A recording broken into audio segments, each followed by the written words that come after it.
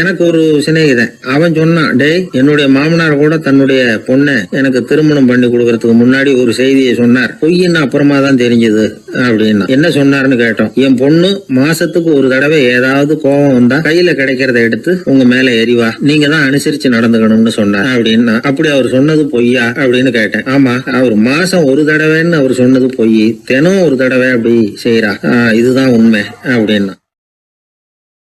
ஒரு சீடன் அந்த காலத்துல அஹிம்சைக்கு மரியாதை அதிகமா இருந்தது. இந்த காலத்துல இம்சைக்கு அதிக மரியாதை. ஒரு பெரியவர் இருந்தார். உண்மையை பத்தியும் சத்தியத்தை பத்தியும் நிறைய உபதேசம் எல்லாம் பண்ணார். அது பிரகாரமே நடந்தார். அவர் பின்னாடி நிறைய கூட்டம்லாம் இருந்தது. சீடர்கள் அதிகமா இருந்தாங்க. அவர் கொள்கைக்கு மரியாதை இருந்தது. ஆனா காலப்போக்கில் அந்த மரியாதை குறைஞ்சு போச்சு. அவர் பின்னாடி போன கும்பலும் குறைஞ்சு போச்சு. இது ஏன்? இப்படி ஒரு கேள்வி கேட்டார் ஒருத்தர். அதுக்கு பதில் சொல்ல வந்தார் ஒருத்தர். அவரு ஒரு கதையை சொன்னார். சீக்கிய கதை. அதாவது மகான் குருநானக் உபதேசம் பண்ணிக்கிட்டு இருந்த காலம்.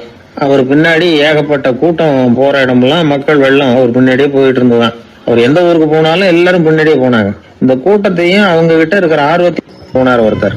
அவரு குருநானக்கோட நண்பர். அவர் நேரா போய் குருநானக்க பார்த்தார். ஆகா, உங்களுக்கு தான் எத்தனை ஆயிரம் சீடர்கள் அப்படின்னார். குருநானக் இதை கேட்டுட்டு லேசா சிரிச்சார். அவ்வளவுதான், பதில் எதுவும் சொல்லல. கொஞ்ச நாள் கழிச்சு குருநானக் ஒரு ஊரை விட்டுட்டு இன்னொரு ஊருக்கு புறப்பட்டார். ஆயிரக்கணக்கான ஜனங்கள் பின்னாடி போனாங்க. சும்மா போல, குரு மகாராஜுக்கு ஜே அப்படின்னு கோஷம் போட்டுக்கிட்டே போறாங்க. ஒரு சாலை ஓரமா போய்கிட்டே இருக்கிறாங்க. திடீர்னு ஒரு இடத்துல ஆகாசத்துல இருந்து செப்பு காசுகள் மழை மாதிரி கொட்டுச்சு. கோஷம் போட்டுக்கிட்டு வந்தவங்க எல்லாம் பாதி பேர் உடனே கதைஞ்சு ஓடினாங்க. அவங்களுக்கு கிடைச்ச செப்பு காசையெல்லாம் பொறுக்கிக்கிட்டு மடியில கட்டிக்கிட்டு சொல்லிக்காம கொள்ளாம நழுவி போயிட்டாங்க. அவர் இதையெல்லாம் கவனிக்காம தொடர்ந்து போயிட்டே இருக்கிறார். அடுத்த ஊருக்கு போனார். அங்க மறுபடியும் ஒரு பணமழை. போன தடவை செப்பு காசு கொட்டுச்சு, இந்த தடவை இங்க வெள்ளி காசா கொட்டுது. இப்பவும் இருந்த கூட்டத்துல பாதி பேர் கும்பல் அப்படியே கலைஞ்சு ஓடி போய் முடிஞ்ச அளவுக்கு அதை பொறுக்கிட்டு அப்படியே ஓடிட்டாங்க. குருநானக் தொடர்ந்து போறார். இன்னொரு ஊர்ல மறுபடியும் பணமழை. இந்த தடவை வெறும் தங்க காசா விழுது. இதை பார்த்ததும் மீதி இருந்த கும்பலும் கலைஞ்சு ஓடி போய் தங்க காசை அள்ளிக்கிட்டு அம்பேல் ஆயிட்டுது. குருநானக் திரும்பி பார்த்தார். கடைசியா எஞ்சி இருந்தது ஒரே ஒரு சீடர் தான். செப்பு காசு, வெள்ளி காசு, தங்க காசு எதையும் பொருட்படுத்தாம இவர் பின்னாடியே வந்துகிட்டு இருக்கிறார். நீதான்ப்பா என்னுடைய உண்மையான சீடன் அப்படின்னு சொல்லி அவரை வாழ்த்தி அவர்கிட்ட தன்னுடைய பணிகளை ஒப்படைச்சாராம் குருநானக். அவ்வளவுதான் அந்த கதை. அதை கேட்டதும் உண்மைக்கு ஏன் மரியாதை குறைஞ்சு போச்சுங்கிறது புரியுது. நல்லவங்க பின்னாடி போற கூட்டம் குறையறதுக்கு இதுதான் காரணம். காசு தான் முக்கியம்னு நினைக்கிறவங்க அதிகமாயிட்டாங்க இந்த காலத்துல. காசு முக்கியம்தான், இல்லைன்னு சொல்லல. ஆனா காசு நமக்கு அடிமையா இருக்கணும். வேலைக்கார மாதிரி இருந்து வேண்டியதை வாங்கி கொடுக்கணும். நாம காசுக்கு அடிமையாயிடக்கூடாது. அப்படி ஆகும் பொழுதுதான் விவகாரம் ஆரம்பம். இந்த காலத்து குரு ஒருத்தர், அவருக்கு பின்னாடி ஏகப்பட்ட சீடர்கள் இருந்தாங்க. ஒரு காலத்துல ஒவ்வொரு கட்டத்துல ஒவ்வொருத்தரா நழுவி போயிட்டாங்க. இப்ப மிஞ்சி இருக்கிறது ஒரே ஒரு சீடன் தான். ரொம்ப பவ்யமா கையை கட்டிட்டு அவர் முன்னாடி உட்காந்துருக்கிறான். கடைசியில நீ மட்டுமாவது இருக்கியப்பா, அது போதும், நீ தான் எனக்கு உண்மையான சீடன் அப்படின்னாராம் குரு. அதுக்கு அந்த சீடன் சொல்லியிருக்கான், அப்படி இல்லைங்க சுவாமி, நீங்க இப்போ உட்காந்துக்கிட்டு இருக்கிற பீடத்துக்கு அடியில பெட்டியில பணம் வச்சிருக்கிறீங்க, அது எனக்கு தெரியும். அதனால நீங்க எப்போ எழுந்திரிச்சு அந்த பக்கம் போவீங்கன்னு பாத்துக்கிட்டு இருக்கிறேன் அப்படின்னா விழுந்தது. உடனே அவங்களுக்கு ஒரு ஆசை, கபீரை சந்திச்சு பேசணும் அப்படின்னு அவங்க ஆசைப்பட்டாங்க. அவங்க அப்படி ஆசைப்பட்டதுக்கு ஒரு காரணம் உண்டு. ஏன் அப்படி ஆசைப்பட்டாங்கன்னா, ரெண்டு ஞானிகளை சந்திக்க வச்சா பல அரிய தத்துவங்களை கேட்கறதுக்கு ஒரு வாய்ப்பு கிடைக்கும். அதனால அவங்க ரெண்டு பேரும் எப்படியாவது சந்திக்க வச்சிடணும் அப்படின்னு அவங்க ஆசைப்பட்டாங்க. அந்த சீடர்கள் தங்களுடைய விருப்பத்தை அவர்கிட்டயே சொன்னாங்க. இது மாதிரி அவர் கபீர் இந்த ஊர்ல இருக்கிறதா தெரியுது, சந்திச்சா தேவையில்லைன்னு. சரி, கபீரை சந்திக்கலாம், ஆனா அவரோட பேசுறத பத்தி நான் எதையும் சொல்றதுக்கு இல்லை அப்படின்னு விட்டார் பரீத். ஏன் கபீரோட நீங்க எதுவும் பேச மாட்டீங்களா அப்படின்னு கேட்டாங்க சீடர்கள். அவரோட பேசுறதுக்கு எதுவும் இல்ல. ஏன்னா எனக்கு என்ன தெரியுங்கிறது அவருக்கு தெரியும், அவருக்கு என்ன தெரியுங்கிறது எனக்கு தெரியும். அப்படி இருக்கிறப்ப நாங்க ரெண்டு பேரும் பேசிக்கிறதுக்கு என்ன விஷயம் இருக்க போகுது அப்படின்னாரு அவர். இங்க நிலைமை இப்படி. கபீர் இருக்கிற இடத்துல என்ன நடந்தது தெரியுமா? இது மாதிரி பரீத் காசிக்கு வந்திருக்கிறார் அப்படிங்கிற விஷயம் கபீரின் சீடர்களுக்கு தெரிஞ்சது. உடனே அவங்களும் நீங்க ஷேக் பரீத்தை சந்திச்சு பேசணும்னு அவர்கிட்ட கேட்க ஆரம்பிச்சாங்க. அதுக்கு கபீர் சொன்னாராம், நாங்க ரெண்டு பேரும் சந்திச்சுக்கிட்டா ஒருத்தர் கட்டி தழுவிக்குவோம், ஆனந்த கண்ணீர் வடிப்போம், வார்த்தைகளால பரிமாறிக்கிறதுக்கு எங்ககிட்ட எதுவும் இல்லை அப்படின்னாராம். இருந்தாலும் ரெண்டு பக்கத்துல இருந்த சீடர்களும் அப்படி நினைக்கல. எப்படியும் இவங்க சந்திச்சுக்கிட்டா கொஞ்சமாவது பேசாம இருக்க முடியாது, ஏதாவது பேசிக்குவாங்க அப்படின்னு நினைச்சாங்க. அதனால தொடர்ந்து வற்புறுத்தினாங்க. கபீர் பரீத்தை தன்னுடைய ஆசிரமத்துக்கு அழைச்சார். அந்த ஊரின் எல்லைக்கே போய் அவரை அழைச்சிட்டு வந்தார். 2 பேரும் சந்திச்சாங்க. ஒருத்தர் கட்டி பிடிச்சுக்கிட்டாங்க. ஒருத்தர் கைய ஒருத்தர் பிடிச்சபடியே ரொம்ப நேரம் நின்றுட்டு இருந்தாங்க. ஆனந்த கண்ணீர் வழிஞ்சுது. கபீர் ஆசிரமத்துல 2 பேரும் மௌனமா உட்கார்ந்துருக்காங்க. ஏதாவது பேசுவாங்கன்னு சொல்லி எதிர்பார்த்துக்கிட்டே 2 பக்கமும் சீடர்கள் காத்துக்கிட்டு இருக்கிறாங்க. பேசுங்கன்னு சொல்லியும் பார்த்தாங்க. அதை கேட்டதும் லேசா சிரிச்சாங்களே தவிர எதுவுமே பேசிக்கலையாம். ஒரு நாள் பூரா இப்படியே போயிட்டுது. அதுக்கப்புறம் பரீத் கபீர் கிட்ட விடைபெற்றுக்கிட்டு புறப்பட்டார். ஏன் நீங்க பேசல அப்படின்னு சொல்லி கபீரின் சீடர்கள் கேட்டாங்களாம். அதுக்கு கபீர் சொன்னார், நாங்க 2 பேரும் உணர்ந்ததை சொல்றதுக்கு வார்த்தைகள் கிடையாது. எல்லாமும் உணர்ந்த பரீத்து கிட்ட பேசுறதுக்கு என்கிட்ட எதுவும் இல்ல, அதனால பேசல அப்படின்னார். இதே மாதிரி பரீத்தின் சீடர்களும் அவர்கிட்ட கேட்டிருக்கிறாங்க, ஏன் நீங்க பேசலன்னு. எங்க 2 பேர்ல யாராவது ஒருத்தர் பேச ஆரம்பிச்சிருந்தாலும் அதை போல முட்டாள்தனம் வேற எதுவும் இருக்க முடியாதுன்னாரு அவரு. ஞானிகள் 2 பேரும் பேசி இருந்தா என்ன ஒரு தெளிவு கிடைக்குமோ அதை விட அதிகமான தெளிவு கிடைச்சதான் சீடர்களுக்கு. உண்மையின் வடிவமான பரம்பொருள் பேசப்பட வேண்டிய ஒன்றல்ல, அது உணரப்பட வேண்டிய ஒன்று அப்படிங்கறத அவங்க புரிஞ்சுக்கிட்டாங்களாம். ஒரு கணவனும் மனைவியும் ரொம்ப நாள் ஒருத்தர் பிரிஞ்சிருந்தாங்க. பல வருஷங்களுக்கு அப்புறம் அவங்க சந்திச்ச உடனே ஏதாவது பேசலாம்ல, பேசல. 2 பேருமே மௌனமா இருந்தாங்க. இந்த ஞானிகள் மாதிரி ஒருத்தர் ஆர்வமா பாத்துக்கிட்டாங்க, அவ்வளவுதான். அந்த கணவனை தனியா கூப்பிட்டுக்கிட்டு போய் ஒருத்தர் விசாரிச்சார், ஏன்பா இவ்வளவு நாள் கழிச்சு சந்திக்கிறீங்க, நீயாவது முதல்ல வாயை திறக்கப்படாதான்னார். அதுக்கு அவர் சொன்னார், ஏற்கனவே நான் வாயை திறந்ததுனால தானே சார் இவ்வளவு காலமும் பிரிஞ்சு இருக்கிறது மாதிரி ஆச்சு, அதனால அவசரப்படாம பொறுமையா இருக்கிறேன் அப்படின்னாராம். அதனால பேச்சு பெருசுதான், இருந்தாலும் மௌனம் அதை விட பெரியது அப்படிங்கறத ஒரு வாழ்வியல் உண்மையாக நாம புரிஞ்சுக்கணும். ஒரு சீடன் வெளியூர் புறப்படுறதுக்கு தயாரா இருந்தான். ரொம்ப தூரம் போக போறான். திரும்பி வர நாளாகும். புறப்படுறதுக்கான ஆயத்த வேலைகள்ல ஈடுபட்டிருந்தான். அந்த சமயம் பார்த்து இன்னொரு சீடன் அவங்கிட்ட வந்தான்.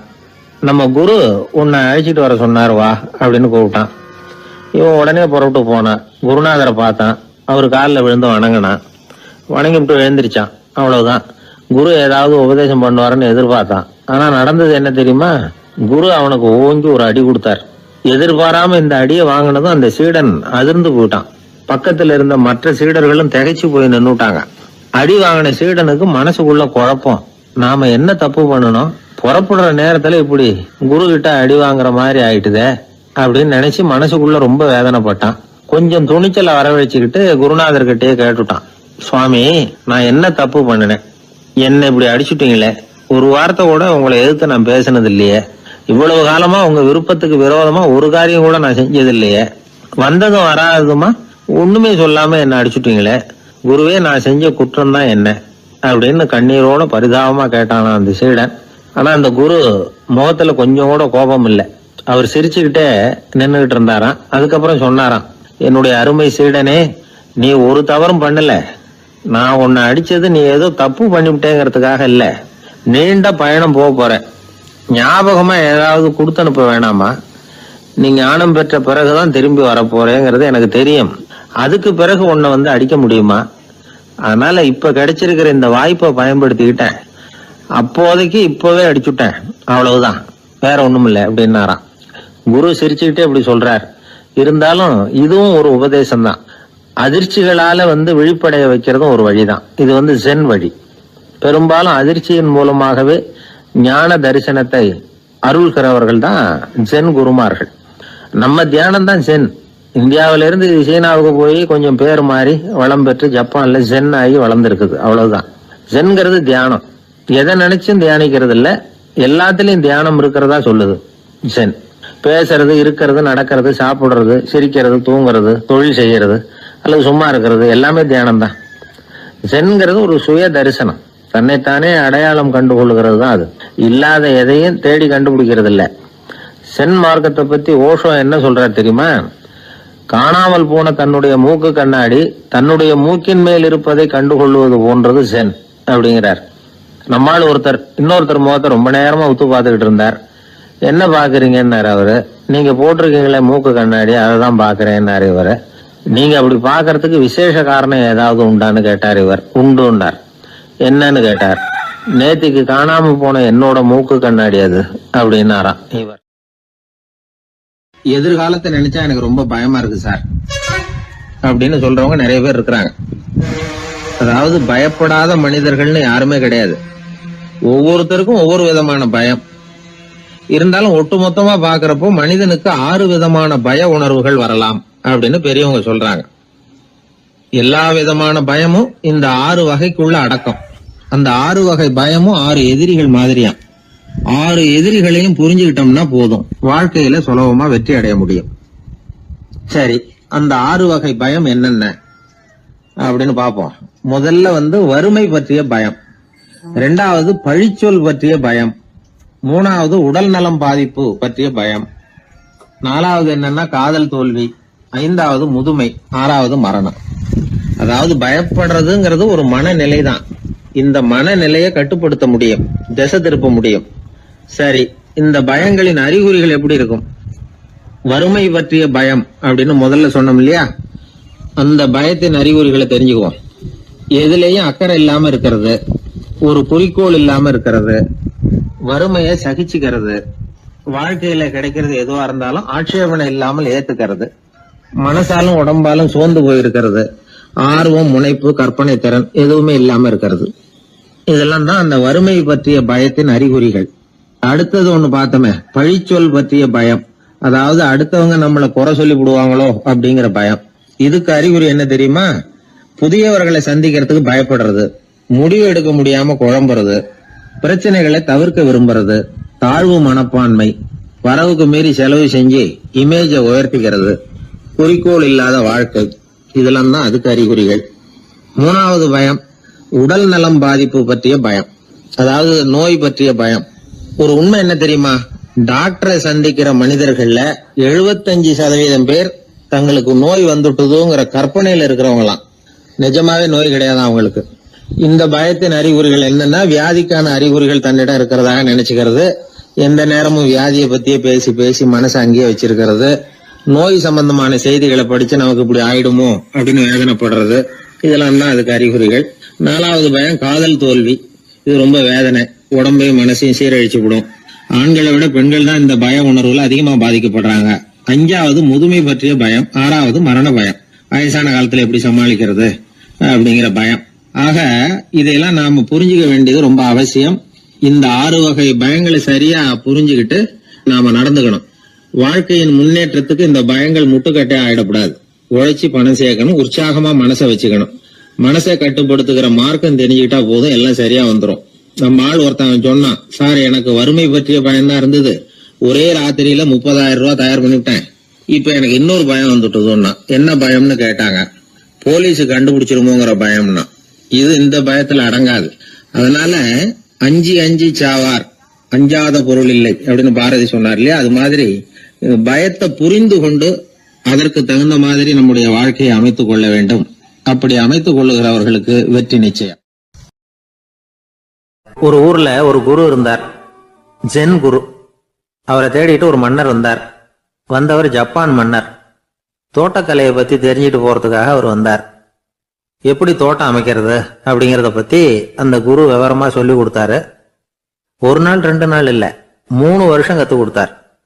அதுக்கப்புறம் சொன்னார், நான் கத்து கொடுத்துட்டேன், இனிமே நீங்க போகலாம், போய் தோட்டம் அமைக்கலாம், அதுதான் உங்களுக்கு பரிசை. தோட்டம் அமைச்ச பிறகு சொல்லி அனுப்புங்க, நான் வந்து பாக்குறேன்.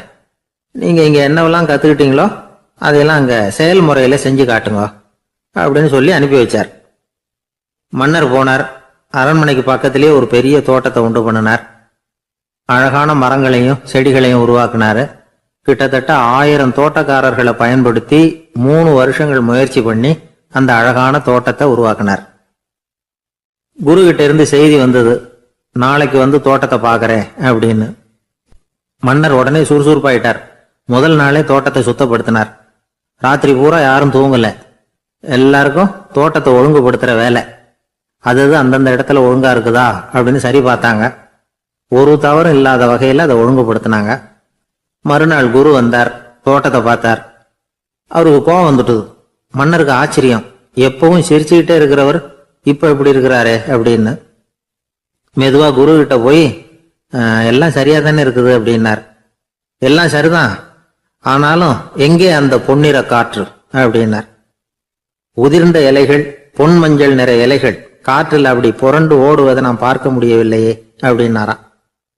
அது இல்லாம இந்த தோட்டம் உயிரோட்டம் உள்ளதா இருக்காது, இதுல பாடல் இல்லை ஆடல் இல்லை, அதெல்லாம் இல்லாம இந்த தோட்டம் ரொம்பவும் செயற்கையா தெரியுதுன்னாராம். மன்னர் இப்பதான் யோசனை பண்ணார்.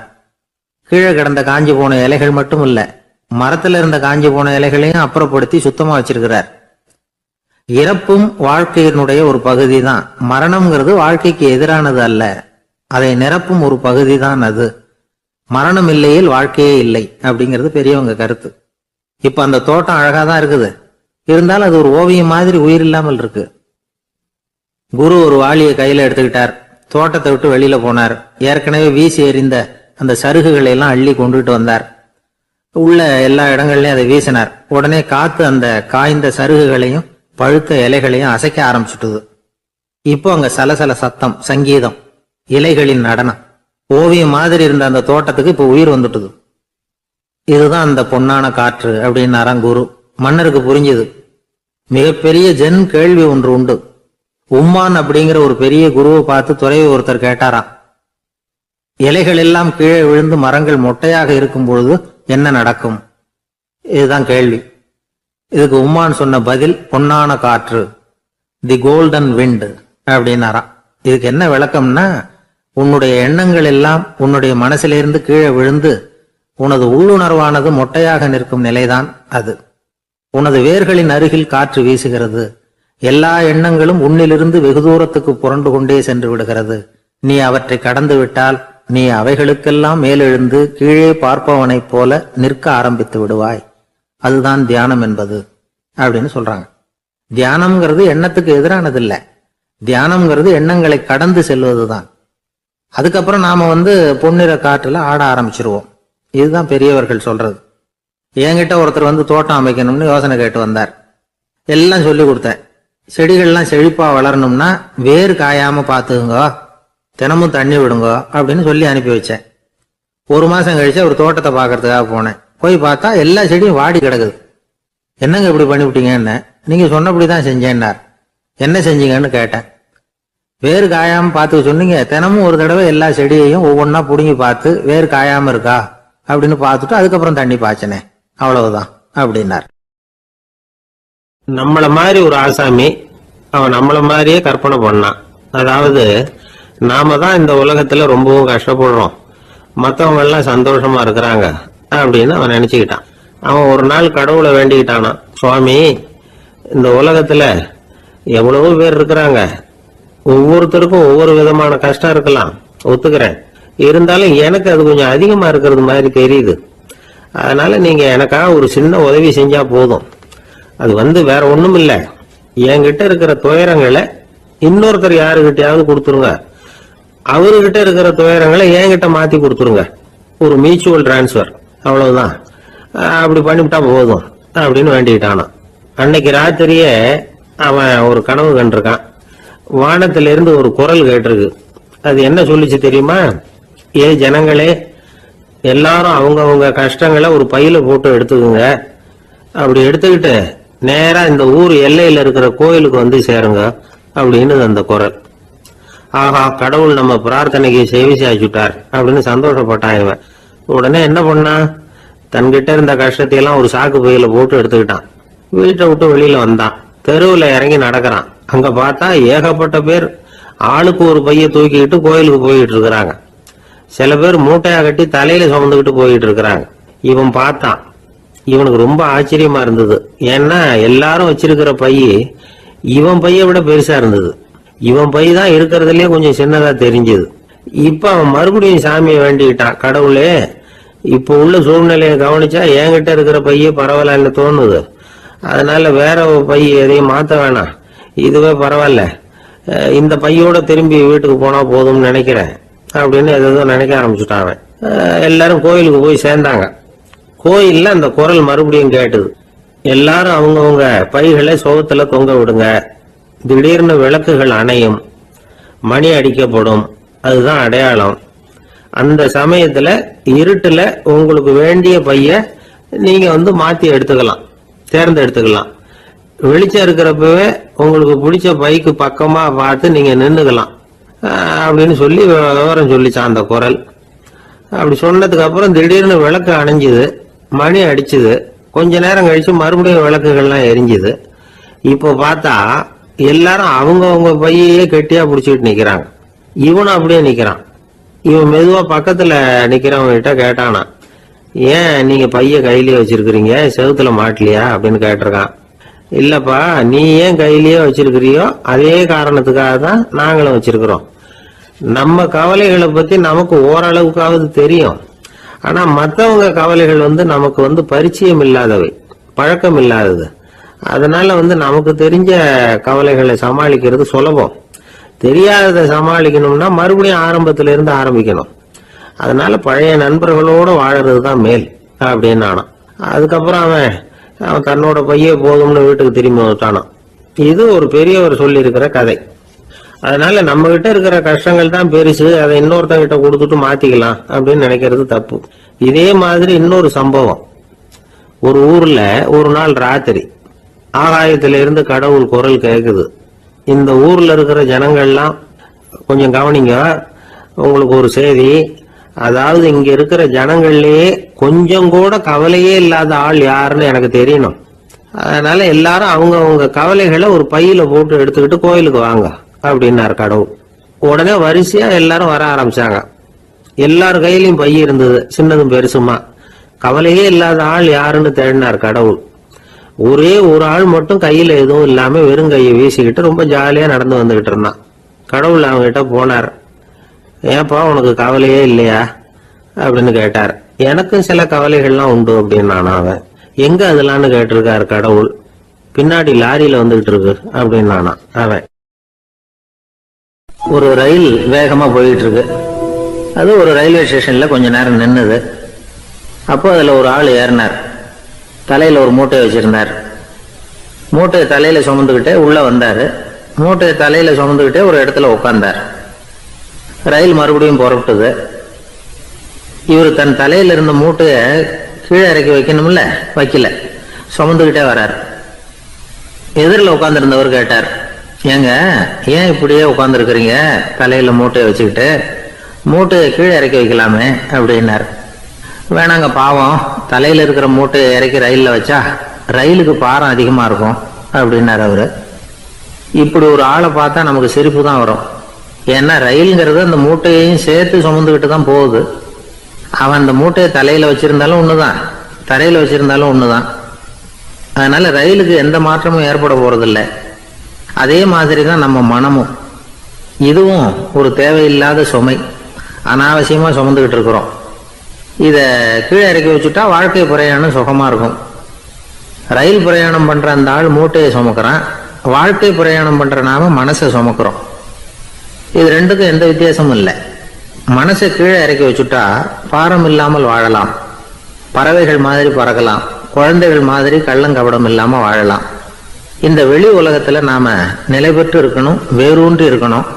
அதே சமயம் நம்முடைய உள்வெளியில ஆன்மீக வாழ்க்கையில பாரம் இல்லாம இருக்கணும். அப்போ பறக்கணும், நதியை போல ஓடணும், மிதக்கணும். பயணம் சுகமா இருக்கும், களைப்பு தெரியாது, கவலை தெரியாது. ஒரு சீடன் போதி தர்மரை நாடி வந்தான். குருவே, நீங்கள் என்ன வெறுமையாக இருக்க சொன்னீங்க, நான் இப்ப மறுபடியும் வெறுமையானவன் ஆகிட்டேன், அதனால இப்ப என்ன செய்ய சொல்றீங்க என்ன அப்படின்னு சொல்லி நின்னான். உடனே அந்த குரு பக்கத்துல இருந்த ஒரு குச்சியை எடுத்து அவன் தலையில அடிச்சு, போய் அந்த வெற்றுத்தன்மையையும் வீசி எறிந்து விட்டு வா அப்படின்னார். நான் இப்போ காலியா இருக்கிறேன்னு ஒருத்தன் சொல்றான்னு வச்சுங்க, அது உண்மை இல்லை. ஏன்னா இன்னமும் அதுல நான்கிற எண்ணம் இருக்குது. எந்த சிந்தனையும் இல்லாம இருக்கிறது கடினம்தான். ஆனாலும் மனிதன் அதுல உள்ள நுட்பத்தை புரிஞ்சுக்கிட்டான்னா இவ்வளவு தூரம் தூக்கி சுமந்துக்கிட்டு வந்த அந்த மனதின் முட்டாள்தனத்தை அவனே பார்த்துட்டு சிரிப்பான். இதுதான் பெரியவங்க சொல்லியிருக்கிற ஆலோசனை. நம்மால் ஒருத்தன் தலையில ஒரு பெரிய மூங்கில் கூடையோட ரயில்ல உட்கார்ந்தான்.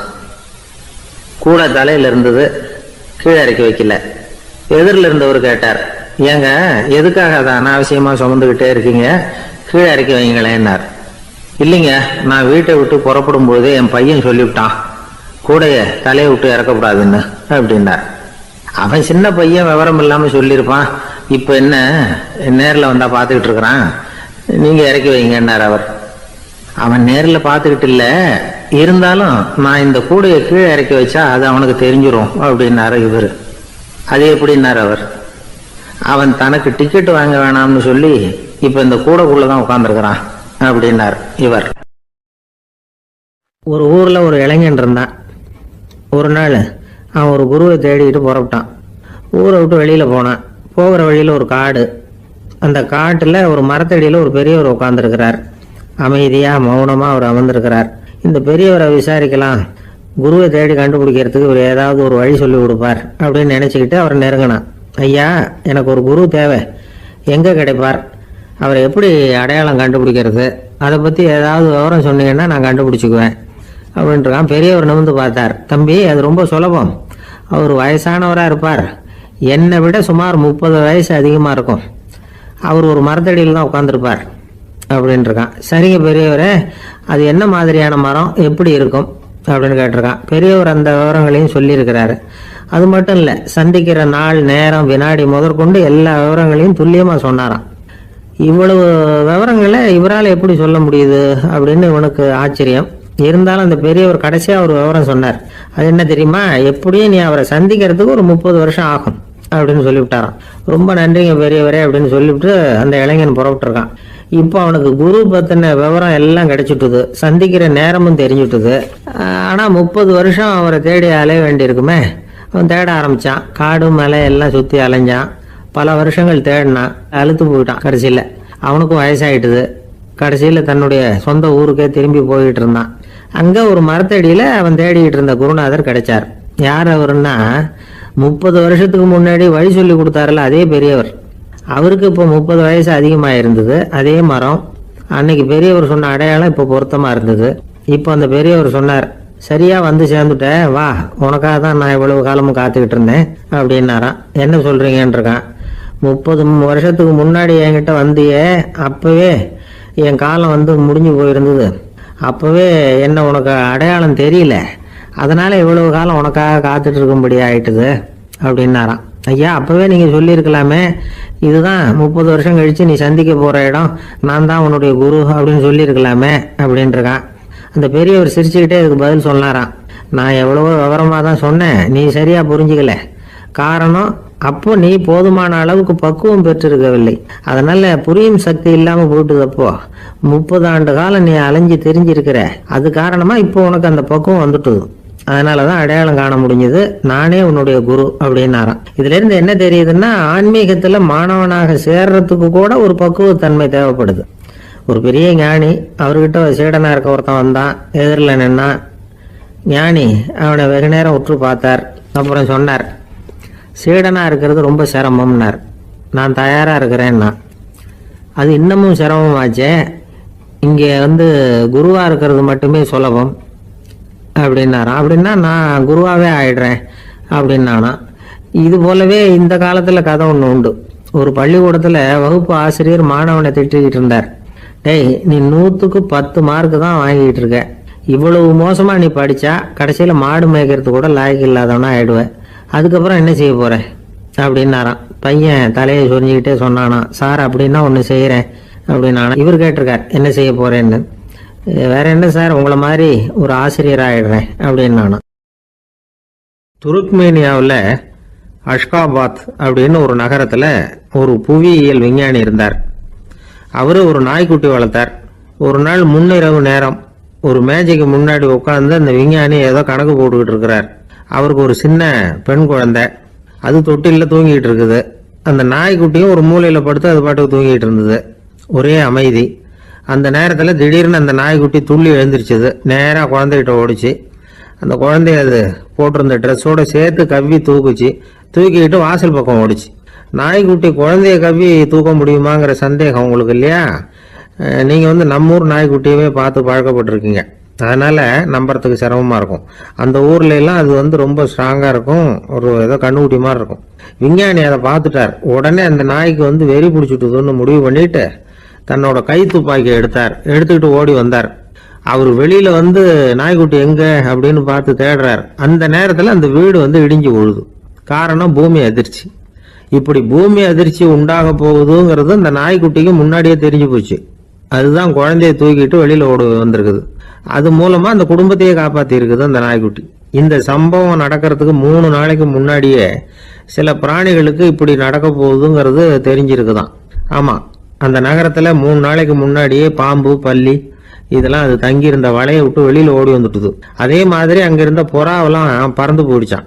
இதே மாதிரி யுகோஸ்லோவியாவில் கூட ஒரு நகரம், அங்க ஒரு நாள் ராத்திரி ஒரு மிருக காட்சி சாலையில திடீர்னு ஒரு பெரிய கலவரம், கூச்சல், குழப்பம். அங்க இருந்த கழுதை, புலி, யானை, பறவை எல்லாம் கண்ணாபின்னான்னு கத்த ஆரம்பிச்சுட்டுது. நீர் யானை அதுக்குன்னு போட்டிருந்த தடுப்பையே தாண்டி குதிச்சு வெளியில வந்துட்டுதான். மறுநாள் தான் எல்லாருக்கும் விஷயம் புரிஞ்சுது. அடுத்த நாள் காலையில அங்க பூமி அதிர்ச்சி உண்டாயிட்டுது. இப்ப பாருங்க, அதாவது மனுஷனை போய் தீர்க்க தரிசி அது இதுன்னு சொல்லிட்டு இருக்கிறோம். இவனை விட அது பரவாயில்லைன்னு தோணுது. அதாவது மிருகங்கள் ஒன்று நடக்க போகுதுங்கிறத முன்னாடியே புரிஞ்சுக்குதே. சரி, இதெல்லாம் எப்படி அது முன்கூட்டி புரிஞ்சுக்குது? அதுதான் படைப்பு ரகசியம். அதை கண்டுபிடிக்கிறதுக்கு தான் மனுஷன் ஆராய்ச்சி பண்ணிட்டு இருக்கிறான். விஞ்ஞானிகளோட ஆராய்ச்சியெல்லாம் ஒரு பக்கம் இருக்கட்டும், வீட்டுக்குள்ளேயே சில ஆராய்ச்சி பண்ணி பாருங்களேன். இப்ப சில யோசனை சொல்லி அதை சோதனை பண்ணி பாருங்க அப்படின்னு ஒருத்தர் சொன்னாராம். அதாவது இப்ப மழை வருமா வராதா அப்படின்னு தெரிஞ்சுக்கணுமா, உடனே ஒரு பூனைக்குட்டி பின்னாடியே மெதுவா போய் அது என்ன செய்யுதுன்னு கவனிச்சு பார்க்கணும். பூனைக்குட்டி தன்னோட பாதத்தினால சுகத்துல அப்படி கீறிக்கிட்டு இருக்கும். அப்படி கீறினா கண்டிப்பா மழை வரும். சில சமயம் பூனைக்குட்டி அப்படி மல்லாந்து படுத்துக்கிட்டு பாதத்தை உயர தூக்கும், அப்படியும் புரளும். இப்படி செஞ்சதுன்னா அன்னைக்கும் மழை இருக்காது. அதனால முன்னாடி இருந்தது மழை வர்றதுக்கு அறிகுறி, இது மழை இல்லைங்கிறதுக்கு அறிகுறி. பறவைகள், பிராணிகள் இதுகளோட நடவடிக்கைகளை பார்த்துட்டு அதையெல்லாம் அடிப்படையாக வச்சுதான் காலநிலையை கண்டுபிடிக்கிற கருவிகளை கண்டுபிடிச்சிருக்கிறாங்க. வாத்து இருக்குல்ல, சில சமயம் தன்னோட அழகை தன்னோட இறகுகள்ல அப்படியே புதைச்சிக்கும். அப்படி செஞ்சா குளிர்காலம் வரப்போகுதுன்னு அர்த்தம். பருவநிலை குளிரா மாறப்போகுதுங்கிறதுக்கு இதுதான் அறிகுறி. சிட்டுக்குருவி இருக்குதுல்ல, அதெல்லாம் புழுதியில உழுந்து புரளும், சிறகுகளை படபடன்னு அடிச்சுக்கும். அப்படி செஞ்சா மழை வரப்போகுதுன்னு அர்த்தம். ஒண்ணு மட்டும் நாம நல்லா தெரிஞ்சுக்கணும், இயற்கையின் சீற்றம்னு சொல்றோம் இல்லையா, இயற்கை ஏன் நம்ம மேல கோவப்படுது? இயற்கையை நாம அனுசரிச்சு போறதில்ல, அதனால கோவப்படுது. காடுகளை அழிக்கப்படாது, விலங்குகளை கொல்லப்படாது, இயற்கை ஏற்படுத்தி வச்சிருக்கிற சமநிலையை கெடுக்கப்படாது. அதை புரிஞ்சுக்கிட்டு வாழ்ந்தோம்னா பூமியும் நடுங்காது, நாமளும் நடுங்க வேண்டிய அவசியம் இருக்காது. ஒருத்தர் இருந்தார், சாராய கடைக்கு போனாராம், நிறைய சாப்பிட்டார். அப்புறம் சொன்னார், இது ரொம்ப அற்புதமான சரக்கு போல இருக்கு, உள்ள போன உடனே இந்த பூமியே நடுங்கிறது மாதிரி இருக்கு எனக்கு அப்படின்னாராம். இதுக்கு கடைக்காரர் சொல்லியிருக்கார், நீங்க சாப்பிட்டது வெறும் பச்சை தண்ணி தாங்க, இப்ப ஏற்பட்டிருக்கிறது நிஜம் பூமி அதிர்ச்சி அப்படின்னாராம். ஒருத்தர் ரொம்ப அவசரமா போயிட்டு இருந்தார். எங்க சார் போறீங்கன்னு கேட்டோம். எனக்கு வேண்டியப்பட்ட ஒருத்தருக்கு குழந்தை பிறந்திருக்கிறதாக செய்தி வந்திருக்கு, அதுதான் ஆஸ்பத்திரிக்கு போயிட்டு இருக்கேன், பார்த்துட்டு வரலாம்னு அப்படின்னார். அப்படின்னா கொஞ்சம் இப்படி உட்காருங்க அப்படின்னோம். சில விவரம்லாம் சொல்றேன், கேட்டுட்டு போங்க அப்படின்னோம். உட்காந்தார். அப்புறம் சொல்ல ஆரம்பிச்சோம். புதுசா பிறந்திருக்கிற ஒரு குழந்தைய பார்க்க போறதுன்னா அது சாதாரண விஷயம் இல்லை, அதுல ரொம்பவும் கவனமா நடந்துக்கணும். புது குழந்தைக்கு நோய் சுலபமா தொற்றும், முக்கியமா காற்று மூலமா பரவுற நோய்கள் சுலபமா வந்துடும். அதனால நமக்கு உடம்பு சரியில்லைன்னா குழந்தைய விட்டு கொஞ்சம் தள்ளியே இருக்கிறது தான் நல்லது. பெரியவங்களை பொறுத்த வரைக்கும் சாதாரணமா உள்ள ஒரு கிருமி கூட குழந்தைய பொறுத்த வரைக்கும் ரொம்ப மோசமான ஒரு கிருமியா இருக்கும். சில வெளிநாடுகள் எப்படி தெரியுமா, பிறந்த குழந்தை தூங்கிட்டு இருக்கிற ஒரு ரூமுக்கு போகணும்னா போறவங்க முகமூடி போட்டுக்கணும், காலணிகளை மாத்திக்கணும், அவ்வளவு சுத்தமா உள்ள போய் பார்த்துட்டு வரணும். பொதுவா சில ஆஸ்பத்திரிகள்ல பாத்தீங்கன்னா பார்வையாளர்கள் நேரத்துல விசிட்டிங் ஹவர்ஸ் தாயை விட்டு குழந்தைய தனியா பிரிச்சு வச்சிருவாங்க. எதுக்குன்னு நினைக்கிறீங்க? அந்த நேரம் பல பேர் வருவாங்க போவாங்க, அவங்க கை கால் சுத்தமா இருக்காது, சுத்தம் இல்லாத கைகள் மூலமா கிருமிகள் பரவும். சுத்தம் இல்லாத கைன்னா மண்ணு தூசி படிஞ்சிருக்கிற கை மட்டும் தான் அர்த்தம் இல்லை. சாலையில கையை வீசிக்கிட்டு நடந்து வர்றீங்க, குழந்தைய பொறுத்த வரைக்கும் அது கூட சுத்தம் இல்லாத கை தான். தாயை தவிர மற்றவங்க குழந்தைய தூக்காம பாத்துக்கிறது நல்லது. தாய் கூட அளவோட கொஞ்சிறதோட நிறுத்திக்கணும். புதுசா ஒரு குழந்தைய பெற்றிருக்கிற பொண்ணுகிட்ட மற்ற தாய்மார்கள் ஏதாவது சொல்லிக்கிட்டே இருப்பாங்க. குழந்தைய அப்படி வளர்க்கணும், இப்படி வளர்க்கணும் அப்படின்னு ஏதாவது அட்வைஸ் பண்ணிக்கிட்டே இருப்பாங்க. இப்படி ஓவரா அறிவுரை பண்றது அந்த பொண்ணை குழப்பி விட்டுரும். அதனால அப்படிலாம் பண்ணக்கூடாது. அந்த பெண்ணே ஏதாவது கேட்டா கூட டாக்டர் சொல்ல வேண்டிய விவரங்களை எல்லாம் நாமே சொல்லிட்டு இருக்கக்கூடாது.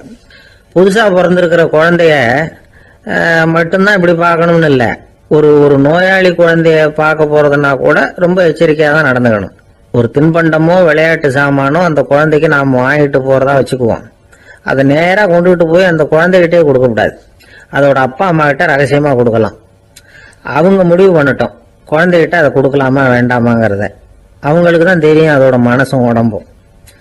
உங்கள் அக்கறையை காட்டுறதா நினச்சிக்கிட்டு குழந்தை வாயில் எதையும் கொண்டுட்டு போய் போடாதீங்க. போகிறப்போ உங்கள் வீட்டு குழந்தையும் அழைச்சிட்டு போகாதீங்க. இது நோயை வாங்கிட்டு வந்துடும், அல்லது புதுசாக ஒரு நோயை அதுகிட்ட கொடுத்துட்டு வந்துடும். என்னதான் உங்களுக்கு பழக்கமான குழந்தையா இருந்தால் கூட அதுக்கு விருப்பம் இல்லைன்னா பேசக்கூடாது. அங்கே போய் அவங்க பள்ளிக்கூடத்தை ஞாபகப்படுத்திட்டு இருக்கக்கூடாது. நோயில் இருக்கிறப்ப ஸ்கூலை பற்றி பேச அது விரும்பாது. ஆஸ்பத்திரியை விட்டு வெளியில் புறப்படுறப்போ குழந்தைகிட்ட சொல்லணும்னு அவசியம் இல்லை. அதோட அப்பா அம்மா கிட்ட சொல்லிவிட்டு புறப்பட்டா போதும், குழந்தை கோபிச்சிக்காது. சமூக சம்பிரதாயத்தை பற்றி அது கவலைப்படுறதில்லை. இப்படி எல்லா விவரமும் நம்ம எதிரில் உட்காந்துருந்தவங்க கிட்ட சொல்லி முடித்தோம். ரொம்ப நன்றி சார் அப்படின்னு சொல்லிவிட்டு அவர் புறப்பட்டார். குழந்தைங்க கொஞ்சம் வளர்கிற வரைக்கும் தான் நாம் எச்சரிக்கையாக இருக்கணும்னு இல்லை, வளர்ந்த பிறகு இன்னும் எச்சரிக்கையாக இருக்கணும். ஒரு பையன் பள்ளிக்கூடத்துலேருந்து திரும்பி வீட்டுக்கு வந்தான். முகம் பூரா நகத்தால கீறி இருந்தது. அப்பா பார்த்து பயந்துட்டார். யாருடா உன்னை இப்படி பண்ணுது அப்படின்னாரு. என் கூட படிக்கிற இன்னொரு பையன். நாளைக்கு உன் கூட பள்ளிக்கூடத்துக்கு வர்றேன், நீ எனக்கு அவனை அடையாளம் காட்ட முடியுமான்னார். அது ரொம்ப சுலபம். நான் பையன் எப்படின்னார் அப்பா. அவன் காதில் ஒன்றை கையோடு எடுத்துகிட்டு வந்திருக்கிறேன், இதோ என் பையில தான் வச்சிருக்கேன் அப்படிங்கிறான் அந்த பையன். ஒருத்தர் ஒரு தவறு செஞ்சு விடுறாருன்னு வச்சுக்கங்க, உடனே நீ செஞ்சது தவறு அப்படின்னு சொல்கிறது ஒரு வகை. அதுக்கு பதிலாக எது சரின்னு அவர் புரிந்து கொள்ள உதவி செய்கிறது இன்னொரு வகை. இந்த ரெண்டாவது வகை இருக்கு பாருங்க, நிர்வாக இயலில் இது ரொம்ப முக்கியம். அலுவலகத்தில் வேலை பார்க்குற ஒருத்தர் முக்கியமாக தெரிஞ்சுக்க வேண்டியது என்ன தெரியுமா? சக ஊழியர்கள்கிட்ட எப்படி பழகணும், மேலதிகாரிகள்கிட்ட எப்படி பழகணும், தனக்கு கீழே வேலை செய்கிறவங்க கிட்ட எப்படி பழகணும், வாடிக்கையாளர்கள்கிட்ட எப்படி பழகணும், இவங்க எல்லார்கிட்டையும் செம்மையான உறவை ஏற்படுத்திக்கிறது எப்படி. இதையெல்லாம் சொல்லிக் கொடுக்குற பாடம் தான் இன்டர் பர்சனல் ஸ்கில், திறமையான உறவு அப்படிங்கிறது. எந்த வேலையில் இருந்தாலும் சரி, இந்த உறவுகளை வளர்க்கும் திறன் உள்ளவங்க சீக்கிரம் முன்னுக்கு வந்துடுறாங்க. மற்றவங்க கிட்ட உறவை பலப்படுத்திக்கிறது எப்படி அப்படின்னு தெரிஞ்சுக்கிட்டோம்னா எந்த ஒரு தடையையும் சுலபமாக தாண்டி செய்கிற தொழிலில் முன்னுக்கு வந்துடலாம். ஹார்வர்டு பல்கலைக்கழகத்தில் ஒரு கணக்கெடுப்பு பண்ணி பார்த்தாங்களாம். பார்க்குற வேலையில் எது மாதிரி குணாதிசயம் உள்ளவங்க வேகமாக முன்னுக்கு வர்றாங்க அப்படின்னு தெரிஞ்சுக்கிறதுக்காக இந்த கணக்கெடுப்பு. வெவ்வேறு துறையில் வேகமாக முன்னுக்கு வந்திருக்கிற பல பேரை சந்தித்து இந்த சர்வேயை நடத்தியிருக்கிறாங்க. அவங்க கண்டுபிடிச்சி சொல்லியிருக்கிற உண்மை என்ன தெரியுமா? ஒருத்தர் ஒரு வேலையில் இருந்தால் அது சம்பந்தப்பட்ட சப்ஜெக்ட் பற்றிய அறிவு 35% இருந்தால் போதுமா. ஆனால் உறவுகளை வளர்க்கக்கூடிய திறன், இன்டர் பர்சனல் ஸ்கில்லு 65% வேணும். இப்படி உள்ளவங்க சீக்கிரம் முன்னுக்கு வந்துடுறாங்களாம்.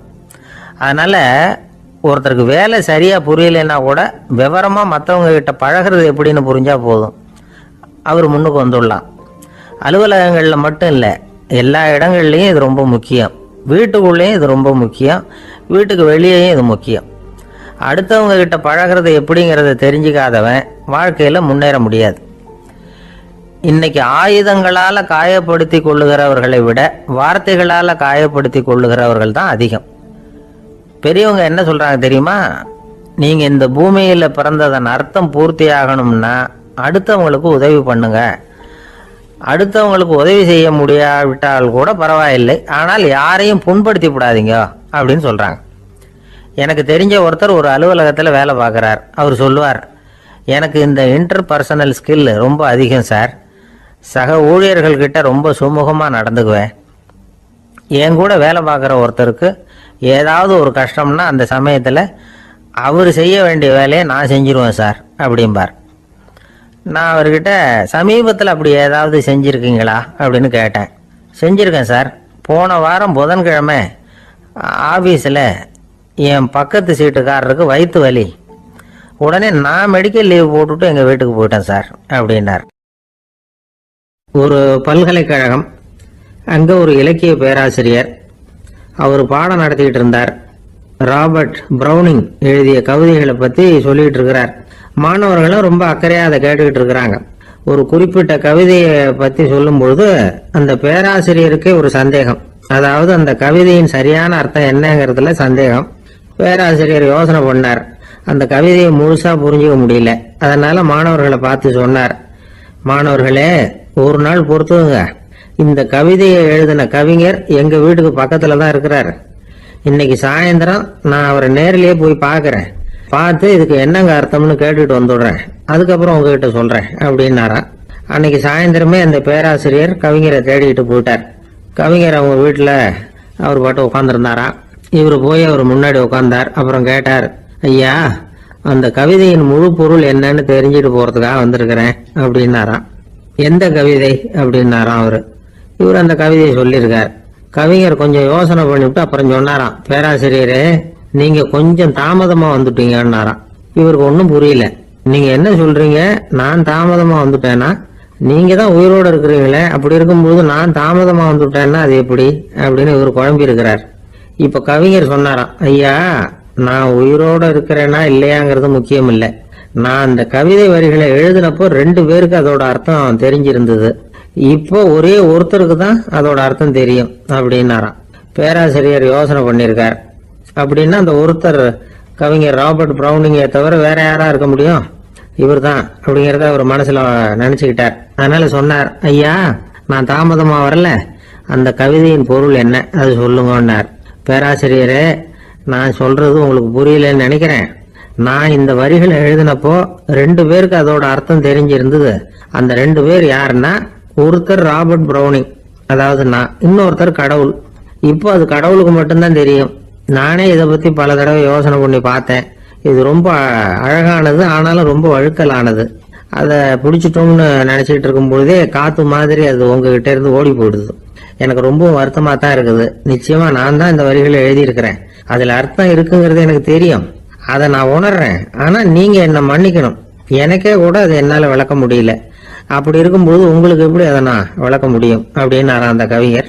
அனுபவிக்கப்படக்கூடிய எல்லாமே விளக்கப்படக்கூடிய ஒன்றல்ல, விளக்கப்படும் எல்லாமே அனுபவிக்கப்படக்கூடிய ஒன்றல்ல அப்படிங்கிறது ஞானிகளுடைய கருத்து. அதுக்காக தான் அந்த சம்பவம். வாழ்க்கையில நீங்கள் தொடர்ந்து ஆய்வு செய்து கொண்டே இருக்கக்கூடிய விளக்கங்களை ஒருபோதும் அடைய முடியாத பரிமாணங்கள் இருக்கிறதுனாலதான் அது அலுப்பு தட்டாம இருக்குது. உங்களால நிறைய அனுபவிக்க முடியும். இருந்தாலும் நீங்கள் அனுபவித்து அறிந்த விஷயங்கள் கூட வார்த்தைகளால விளக்கப்பட முடிவதில்லை அப்படிங்கிறது பெரியோர் சிந்தனை. இதெல்லாம் ஒரு பக்கம் இருக்கட்டும். நமக்கு தெரிஞ்ச பேராசிரியர் ஒருத்தர் 1 மணி நேரம் ரொம்ப விவரமா வகுப்பு எடுத்தார். கடைசியா சொன்னார், மாணவர்களே, ரொம்பவும் எளிமையா விளக்கமா எல்லா விவரமும் சொல்லியிருக்கிறேன். அதனால இதுல உங்களுக்கு சந்தேகம் வர்றதுக்கு வாய்ப்பே இல்லை. இருந்தாலும் கேட்க வேண்டிய கடமை கேட்கிறேன். இது வரைக்கும் நடத்தினதுல யாருக்காவது ஏதாவது சந்தேகம் உண்டா அப்படின்னு கேட்டாராம். எனக்கு ஒரே ஒரு சந்தேகம் தான் சார் அப்படின்னு எழுந்திரிச்சு நிக்கிறான் ஒருத்தன். என்னன்னு கேட்டாராம். இது வரைக்கும் நீங்க என்ன பாடம் சார் நடத்துனீங்க அப்படின்னானா அவன். ஒரு ஊர்ல ஒரு துறவி இருந்தார், புத்த சமய துறவி. அந்த ஊர் மன்னன் அவரை பத்தி கேள்விப்பட்டிருக்கான். ஒரு நாள் புறப்பட்டு போனான். துறவியின் பாதங்களை தொட்டு வணங்கினான். அதுக்கப்புறம் சொன்னான், ஐயா, நான் உங்களை அரண்மனைக்கு அழைச்சிட்டு போறதுக்காக வந்திருக்கிறேன். இனிமே நீங்க இங்க எதுக்கு இருக்கணும் அப்படின்னானா. அவன் மனசுக்குள்ள என்ன நினைப்புன்னா, இவர் எங்க வர போறாரு, நான் ரொம்ப எளிமையானவன், எனக்கு எதுக்கு அரண்மனை வாசம்னு சொல்லி விடுவார் அப்படின்னு நினைச்சிருக்கான். ஆனா அந்த துறவி என்ன பண்ணாரு தெரியுமா? அப்படியா, சரி போகலாம், வா, போய் உன் ரதத்தை கொண்டுட்டு வா, அரண்மனைக்கு போகும்பொழுது அதுக்கு தகுந்த மாதிரி ஆடம்பரமா போகணும் அப்படின்னு விட்டாரான். துறவி இப்படி சொன்னதும் அந்த மன்னனுக்கு மனசுக்குள்ள சந்தேகம் வந்துட்டுது. இவர் உண்மையிலேயே துறவி தானா, ஏமாத்து பேர் வழி மாதிரி தெரியுதே அப்படின்னு நினைச்சிருக்கான். இருந்தாலும் இனிமே என்ன பண்றது, சொல்லியாச்சு. ரதத்தை கொண்டுகிட்டு வந்தான். துறவி ஏறி உட்கார்ந்தார். பக்கத்துல ராஜா. அவர் ரொம்ப உற்சாகமா வரார். இவன் ரொம்ப சோர்ந்து போய் வரான். துறவி மரத்தடியிலேயே வாழ்ந்து பழக்கப்பட்டவர். அரண்மனையில எளிமையா ஒரு இடத்துல உட்காந்துக்குவார் அப்படின்னு நினைச்சான். ஆனா அப்படி இல்லை. அரண்மனைக்கு வந்த உடனே அந்த துறவி அதை கொண்டுட்டு வா, இதை கொண்டுட்டு வான்னு சொல்லி உத்தரவு போட ஆரம்பிச்சுட்டார். அரண்மனையில இருந்தா அரசனை மாதிரி இருக்கணும் அப்படிங்கிறார். ராத்திரி பூரா சௌரியமா தூங்கினார். பகல்ல அரண்மனை தோட்டத்துல உலாவ வேண்டியது, நீச்சல் குளத்துல குளிக்க வேண்டியது, இப்படியே பொழுது போக்கிட்டு இருக்கிறார். அந்த அரண்மனையில துறவி மகிழ்ச்சியா இருக்கிறார். மன்னனால அப்படி இருக்க முடியல. அவருக்கு எந்த கவலையும் இல்லை, இவனுக்கு அரசாங்க கவலைகள். துறவி அப்படி இருக்கிறத இவனால தாங்கிக்க முடியல. ஒரு நாள் அவர்கிட்டயே போய், நான் உங்ககிட்ட கொஞ்சம் பேசணும் நானா துறவி பார்த்தார். நான் இந்த அரண்மனைக்கு வரும்பொழுதே நீ என்னமோ என்கிட்ட கேட்கணும்னு நினைச்ச. ஏன் காலதாமதம்? நீ அனாவசியமா உன்னையே தொந்தரவு பண்ணிட்டு இருக்கிற. நீ கவலையா இருக்கேங்கிறது எனக்கு புரியுது. நான் மரத்தடியில் இருந்தப்போ கூட என்னை அடிக்கடி வந்து சந்திச்சுக்கிட்டு இருப்ப. ஏதாவது விளக்கம் கேட்கறது உண்டு. இங்க வந்த பிறகு என்னை சந்திக்கிறது கூட அபூர்வமா போயிட்டுது. நீ இப்போ என்ன கேட்க போறேங்கிறது எனக்கு தெரியும், இருந்தாலும் கேள் அப்படின்னாராம். வேற ஒண்ணும் இல்லைங்க, இப்போ உங்களுக்கும் எனக்கு என்ன வித்தியாசம்? 2 பேரும் அரண்மனையில தான் இருக்கிறோம். நீங்க மகிழ்ச்சியா இருக்கிறீங்க, நான் அப்படி இருக்க முடியல. இவ்வளவுக்கும் நீங்க முன்னாடி இருந்தது மாதிரி இல்லை. தினமும் தங்க தேர் கேட்குறீங்க, உயர்தரமான ஆடைகள் அணிகிறீங்க, சுவையான சாப்பாடு. இப்படி இருக்கிறப்போ உங்களுக்கும் எனக்கு என்ன வித்தியாசம்? இதுதான் மன்னனுடைய கேள்வி. இதுக்கு பதில் சொல்றேன், என் கூட புறப்பட்டு வா, இந்த நகரத்துக்கு வெளியில போவோம் அப்படின்னு சொல்லி அரசனை கூப்பிட்டுக்கிட்டு ஊர் எல்லைக்கு வந்து சேர்ந்தார் துறவி. அங்க போய் சொன்னார், இதை பாருப்பா, இந்த இடத்த தான் தேடிக்கிட்டு இருந்தேன். இனிமே நான் வந்து திரும்பி வர போறதில்ல. நீ என்னோட வர்றியா திரும்பி போறியா அப்படின்னார். நான் எப்படிங்க உங்க கூட வர முடியும்? என்னுடைய நாடு, என்னுடைய சொத்துக்கள், மனைவி, மக்கள் எல்லாத்தையும் விட்டுட்டு எப்படிங்க வர்றதுன்னா. இப்ப அந்த துறவி சொன்னார், இப்ப வித்தியாசத்தை தெரிஞ்சுக்கிட்டியா? நான் அரண்மனையில் இருந்தேன், எல்லா வித பொருள்களும் உடையவனா இருந்தேன். ஆனா எதையும் சொந்தம் கொண்டாடுறவனா இருக்கல. ஆனா நீ அப்படி இல்லை, எல்லாத்தையும் சொந்தம் கொண்டாடிக்கிட்டு இருக்கிற. இதுதான் நமக்குள்ள வித்தியாசம் அப்படின்னு சொன்னார். அரண்மனை ஆடைகளை அப்படியே கலைஞ்சார், அரசங்கிட்ட கொடுத்தார். உன்னுடைய ஆடைகளை நீயே வச்சுக்கோன்னார். அவர் பாட்டுக்கு நடந்து போனார், திரும்பியே பார்க்கல. அரசனுக்கு அப்பதான் தன்னுடைய அறியாமை விளங்குச்சான். இதுல இருந்து நாம புரிஞ்சுக்க வேண்டியது என்னன்னா, இந்த உலகத்துல எத்தனையோ பொருள்கள், அதையெல்லாம் முறையா பயன்படுத்தினா மகிழ்ச்சி. அதை விட்டுட்டு அதுக்கெல்லாம் சொந்தம் கொண்டாட ஆரம்பிச்சா கவலை. நம்ம ஆட்கள் வந்து சொந்தம் கொண்டாடுற விதமே தனி. ஒரு ஆளு இன்னொருத்தங்கிட்ட ஒரு கொடை கடன் வாங்கியிருந்தான், திருப்பி கொடுக்கல. கொடையை கொடுத்தவன் கேட்டான், என்கிட்ட கடன் வாங்கினிய கொடை, அதை கொஞ்சம் திருப்பி தர்றியான்னா. அது உனக்கு இப்போ அவசரமா தேவைப்படுதா அப்படின்னு கேட்டான் இவன். எனக்கு தேவைப்படல, அந்த கொடையை நான் யாருக்கிட்ட வாங்கியிருந்தேனோ அவனுக்கு இப்போ அது அவசரமா தேவைப்படுது அப்படின்னானா அந்த ஆள். ஒரு சராசரி மனிதனுடைய இயல்பு என்ன? இன்பம் வந்தா துள்ளி குதிப்பான், துன்பம் வந்தா சோர்ந்து போய் ஒரு மூலையில உட்காந்துருவான். இவன் தான் சராசரி மனிதன். ஆனா ஒருத்தன் இன்பம் வந்தா அதுக்காக மகிழ்ச்சி அடையறதில்ல, துன்பம் வந்தா அதுக்காக சோர்ந்து போறதில்ல அப்படின்னு வச்சுக்கோங்க. அப்படி இருந்தா அவன் சாதாரண ஆள் கிடையாது. ஒரு ஊர்ல ஒரு ஞானி இருந்தார். அவரை தேடிட்டு ஒரு பெரியவர் வந்தார். ஐயா, ஞானத்துல சிறந்த ஞானம் எது அப்படின்னு கேட்டாராம். இதுக்கு அந்த ஞானி என்ன பதில் சொன்னார் தெரியுமா? இன்பத்தினால மகிழ்ச்சி அடையாமலும் துன்பத்தினால சோர்வு அடையாமலும் இருக்கிறது தான் அந்த ஞானம், பெரிய ஞானம் அப்படின்னாராம். சரி சுவாமி, அப்படிப்பட்ட ஞானம் உங்களுக்கு எப்படி வந்ததுன்னு கேட்டிருக்காரு இவர். அதை நான் ஒரு கழுதைகிட்ட இருந்து கற்றுக்கிட்டேன் அப்படின்னாராம் அவர். இவருக்கு ஒன்றும் புரியல, ஒரு மாதிரியா முழிச்சிருக்கிறார். இதை அவர் புரிஞ்சுக்கிட்டார். நீங்கள் நாளைக்கு காலையில் நம்முடைய ஆசிரமத்துக்கு வாங்க, புரிய வைக்கிறேன்னாராம். சரின்னு அவர் போயிட்டார். மறுநாள் காலையில் ஆசிரமத்துக்கு வந்து சேர்ந்தார். ஞானி அவரை கூப்பிட்டு உட்கார வச்சார். வாங்க, வந்து இப்படி உட்காருங்க, கொஞ்ச நேரத்தில் இந்த வழியாக ஒரு கழுதை போகும், அதை கவனித்து பாருங்கன்னாராம். இவருக்கு இன்னமும் ஒன்றும் புரியாமல் போச்சு, ஒரே குழப்பம். இருந்தாலும் அந்த ஞானி சொன்னது மாதிரியே உட்காந்துருக்கிறார். கொஞ்ச நேரத்தில் அந்த வழியாக ஒரு கழுதை போச்சு. அது முதுக நிறைய அழுக்கு மூட்டைகள், அதை சுமந்துக்கிட்டு போகுது. ஒரு செலவு தொழிலாளி அதை ஓட்டிகிட்டு போகிறார். கொஞ்சம் தூரத்தில் ஒரு ஆறு இருக்குது. அங்கே போய் துணியெல்லாம் சுத்தப்படுத்திக்கிட்டு சாயந்தரமாக திரும்பி இந்த வழியாக வருவாங்க. ஞானி சொன்னது மாதிரியே இந்த பெரியவர் அழுக்கு மூட்டையை சுமந்துக்கிட்டு போகிற அந்த கழுதையை கவனித்தார். கழுதை போயிட்டுது. அதுக்கப்புறம் ஞானியை திரும்பி பார்த்தார். இப்போ அந்த ஞானி சொன்னார், சாயந்தரம் வரைக்கும் நீங்கள் இங்கேயே இருக்கணும்னார். அதே மாதிரி இவர் இருந்தார். சாயந்தரமாக அந்த ஞானி சொன்னார், ஐயா, இப்போ கொஞ்ச நேரத்தில் அந்த கழுதை இந்த வழியாக திரும்பி வரும், அதையும் கவனித்து பாருங்கன்னார்.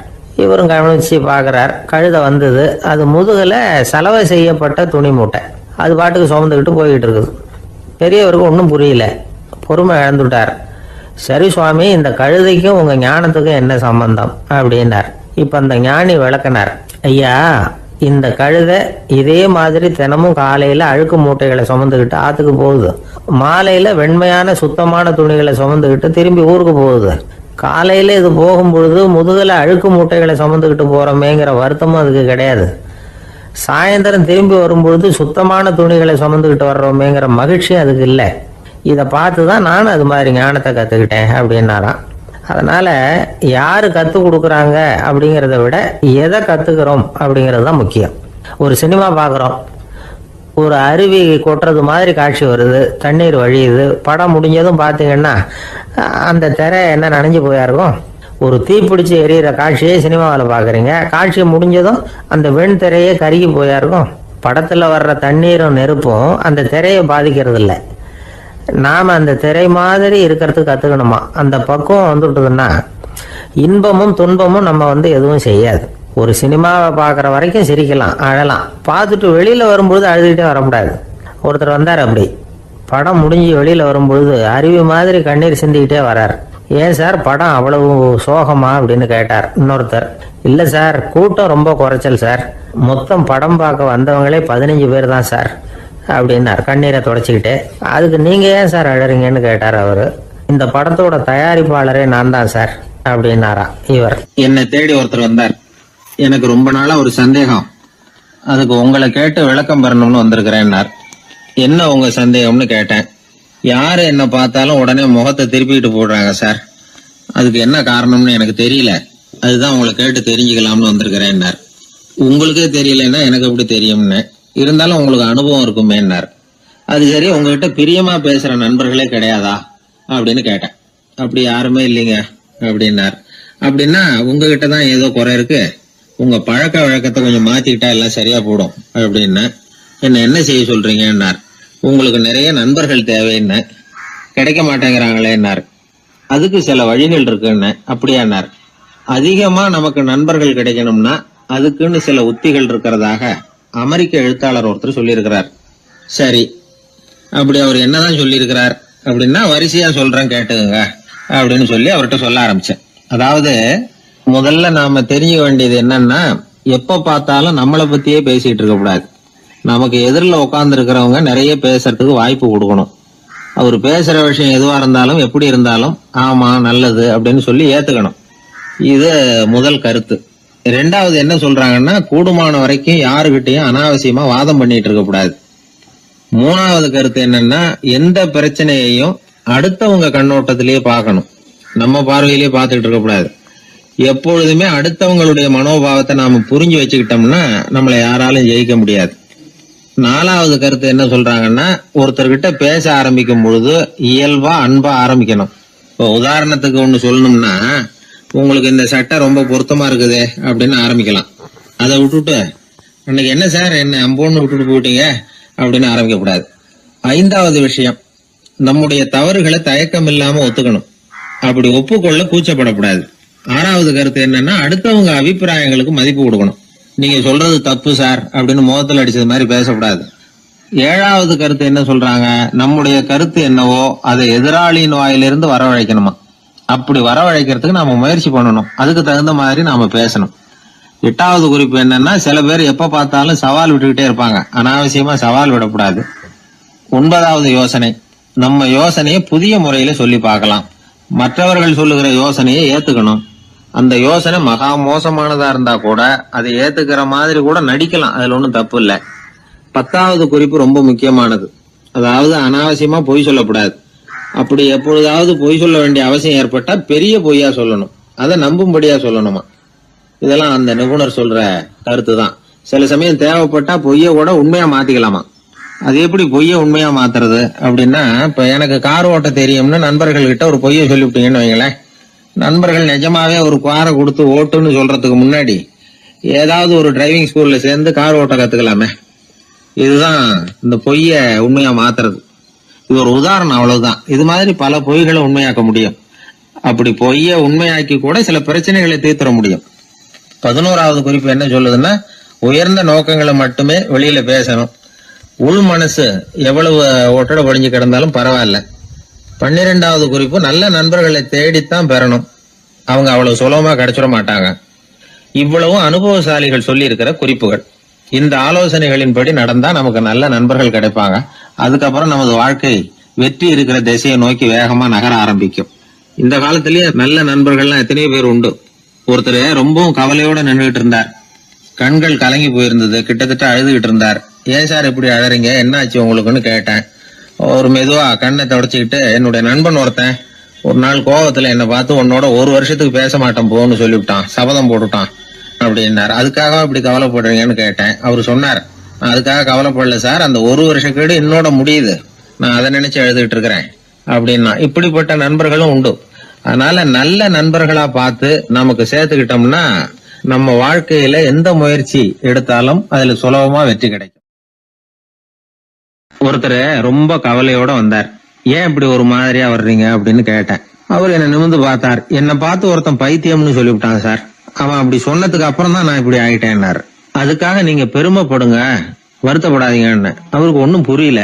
அவரு என்ன ஒரு மாதிரியா பார்க்க ஆரம்பிச்சுட்டார்.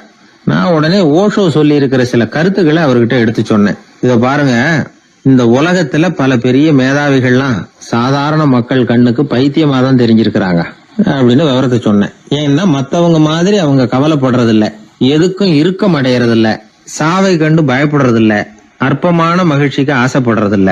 அவங்க முழுமையா வாழறாங்க. மத்தவங்களை இது பாதிக்குது. ஏன்னா இவங்களால அவங்க மாதிரி அலட்டிக்காம இருக்க முடியறது இல்ல. அதனால வெறுக்க ஆரம்பிச்சு விடுறாங்க. அவன் கிடக்குறான் பைத்தியக்காரன் அப்படின்னு சொல்லி அவங்களுக்குள்ளேயே ஆறுதல் அடையறதுக்கு முயற்சி பண்றாங்க.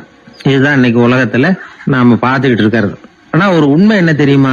இந்த உலகத்துல பைத்தியக்காரர்களும் புத்தி சுவாதீனம் இல்லாதவங்களும் தான் மகிழ்ச்சியாவும் கொண்டாட்டமாவும் இருக்க முடியும். அதனால நமக்கெல்லாம் புத்தி சுவாதீனத்துடன் கூடிய ஒரு பைத்தியக்காரத்தன்மை இருக்கிறது நல்லதுதான்.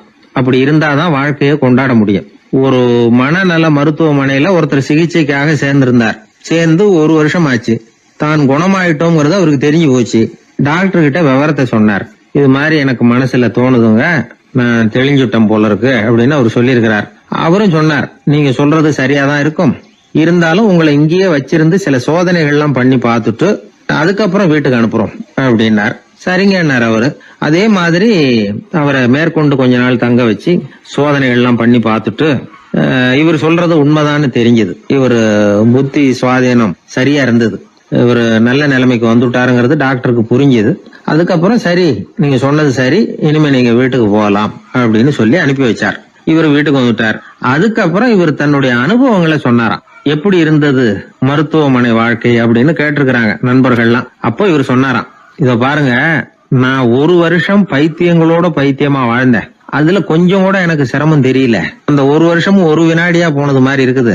ஆனா நான் புத்தி தெளிஞ்சதுக்கு அப்புறம் 1 வாரம் அவங்களோட இருந்தேன் பாருங்க, அந்த 1 வாரம் தான் எனக்கு ஒரு யுகமா தெரிஞ்சது, அவ்வளவு கஷ்டப்பட்டேன் அப்படின்னாராம்.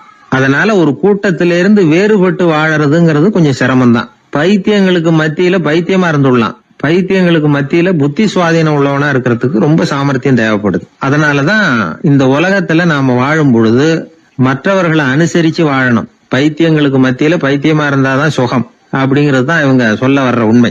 ஹிட்லர் ஒரு சமயம் ஒரு பைத்தியக்கார ஆஸ்பத்திரிக்கு போனாராம் பார்வையிடறதுக்காக. மன நோயாளிகளை எல்லாம் வரிசையா நிறுத்தி வச்சிருந்திருக்கிறாங்க. அவர் வந்த உடனே எல்லாரும் ஹிட்லர் வாழ்கன்னு கத்தணும் அப்படின்னு அங்க உள்ள டாக்டர் சொல்லி வச்சிருக்கிறார். ஏற்கனவே சொல்லி வச்சிருக்காரு, ஹிட்லர் வரப்போறார், வந்தது எல்லாரும் ஹிட்லர் வாழ்கன்னு நீங்க சொல்லணும், கத்தணும் சொல்லி வச்சிருக்காரு. சரின்ட்டு நிக்கிறாங்க. ஹிட்லர் வந்தார். சொல்லி வச்சது மாதிரி எல்லாரும் கத்துனாங்க, ஹிட்லர் வாழ்கன்னு. ஒருத்தர் மட்டும் கத்தாம அமைதியா நின்றுட்டு இருந்தார். ஹிட்லர் அவர்கிட்ட போய், ஏன் நீங்க மட்டும் ஹிட்லர் வாழ்கன்னு சொல்லாம நிக்கிறீங்கன்னார். அதுக்கு அவர் மெதுவா, நான் பைத்தியக்காரன் இல்ல, டாக்டர் அப்படின்னாராம். அதனால பைத்தியங்களோடு பைத்தியமா வாழறதுங்கிறது ஒரு சுகம்.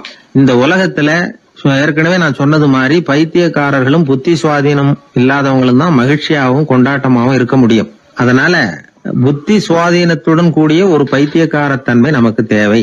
அந்த நுட்பத்தை புரிந்து கொண்டு நம்முடைய வாழ்க்கையை நாம கொண்டாடுவோம்.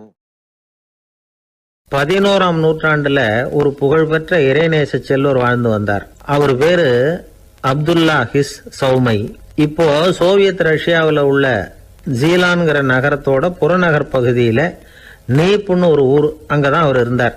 அவருக்கு ஒரு ஆப்பிள் தோட்டம் இருந்தது தஜ்லா நதி ஓரத்துல. அந்த தோட்டத்துல அவர் ஒரு நாள் உலாவிக்கிட்டு இருக்கிறார். அந்த சமயத்துல 20 வயசு உள்ள அழகான இளைஞர் ஒருத்தர் அவர் முன்னாடி வந்து நின்னார். என்ன நீங்க மன்னிக்கணும்னார். இவருக்கு ஒன்னும் புரியல. யாரப்பா நீ என்ன கெடுதல் பண்ணுன, நான் எதுக்கா உன்னை மன்னிக்கணும் அப்படின்னு கேட்டார். ஐயா, என் பேரு அபு சாலிஹ் மூசா. இங்க இருந்து 4 கல் தொலைவில் இருக்கக்கூடிய இதே தஜ்லா நதி ஓரத்துல தான் நான் இருக்கிறேன். நேத்து மத்தியானம் எனக்கு ஒரு நல்ல பசி. அந்த நேரம் ஒரு ஆப்பிள் பழம் இந்த நதியில மிதந்து வந்தது. அவசரத்துல அதை எடுத்து சாப்பிட்டு சாப்பிட்டுட்டேன். சாப்பிட்டதுக்கு அப்புறம் தான் அப்படி செஞ்சது பெரிய தவறுங்கிறத உணர்ந்தேன். ஒரு பொருளுக்கு உரியவர்கள் யாரோ அவங்க அனுமதி இல்லாம அந்த பொருளை சாப்பிடுறது ஹராமாகும். ஹராமான அந்த பழம் என் வயத்துக்குள்ள போனதுல இருந்து எனக்கு நிம்மதி இல்ல. ராத்திரி பூரா தூங்கவே முடியல. காலையில எழுந்திரிச்சதும் இந்த நதி ஓரமா பாத்துக்கிட்டே வந்தேன். உங்க தோட்டத்தை பார்த்தேன். ஒரு மரத்தோட கிளை தண்ணியில தொட்டுக்கிட்டு இருக்கிறத பார்த்தேன். அதனால நான் சாப்பிட்ட பழம் இங்க இருந்து தான் வந்திருக்கணும். அந்த பழத்துக்கு உரியவர் நீங்க தான். நீங்க என்ன மன்னிச்சாதான் நான் சாப்பிட்ட பழம் ஹலாலா, குற்றம் நிவர்த்தியா, தயவு பண்ணி மன்னிக்கணும் அப்படின்னு கண்கலங்க கேட்டுக்கிட்டார். இத கேட்ட இந்த சௌமையை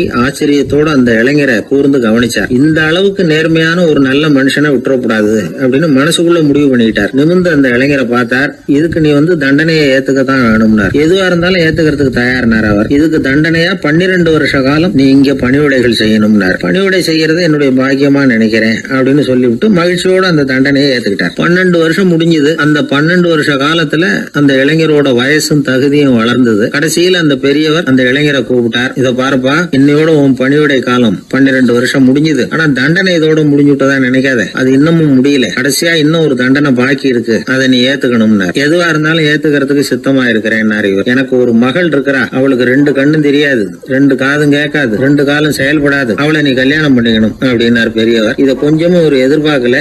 திகைச்சார். அடுத்த நிமிஷம் சரி, இதையும் நான் மனப்பூர்வமா ஏத்துக்கிறேன். இறைநேசர் செல்வர் சௌமயி அவர்களுடைய புதல்வி பாத்திமாவுக்கும் இளைஞர் அபுசாலிஹ் மூசாவுக்கும் அடுத்த சில தினங்கள்ல முறைப்படி திருமணம் நடந்தது. திருமணத்துக்கு அப்புறம் மணமகளை பார்த்த அந்த இளைஞர் திகைச்சு போயிட்டார். ஏன்னா அந்த பெரியவர் சொன்னதுக்கு நேர்மாறா இருந்தார் பாத்திமா. உடல் குணம் எதுவும் கிடையாது, ரொம்ப அழகா இருந்தாங்க. மறுநாள் சௌமயி அபுசாலிஹை கூப்பிட்டு இதுக்கு விளக்கம் சொன்னாராம். என் மகளுக்கு கண்ணு தெரியாதுன்னு சொன்னதுதான் சொல்லியிருந்த நேத்து முன்னாடி சொன்னேன். அது எந்த விதமான தீய காட்சிகளும் அவ கண்ணுக்கு தெரியாதுன்னு தான் அர்த்தம். காது கேட்காதுன்னு சொன்னேன், தீய விஷயங்களை அவ கேட்க மாட்டான்னு அர்த்தம். கால்கள் செயல்படாதுன்னு சொன்னேன், வீட்டை விட்டு தீமையான இடங்களுக்கு அவ போக மாட்டான்னு அர்த்தம் அப்படின்னா. 12 வருஷத்துக்கு முன்னாடி உன்னை முதல் முறையா பார்த்தப்பவே உண்மை என்னுடைய சீடரா மானசீகமா ஏத்துக்கிட்டேன் அப்படிங்கிற விவரத்தையும் சொன்னாராம். இந்த இளைஞர் அபுசாலிஹ் பிற்காலத்துல ஒரு பெரிய ஆன்மீக மேதையா உயர்ந்தார். அந்த தம்பதிகளுக்கு 60வது வயசுல ஒரே ஒரு குழந்தை பிறந்தது. அந்த ஃபாதர் ஜிலானி முஹைத்தீன் ஆண்டகை, அதாவது அந்த குழந்தை தான் ஆன்மீக பேரரசர் முஹைத்தீன் ஆண்டகை.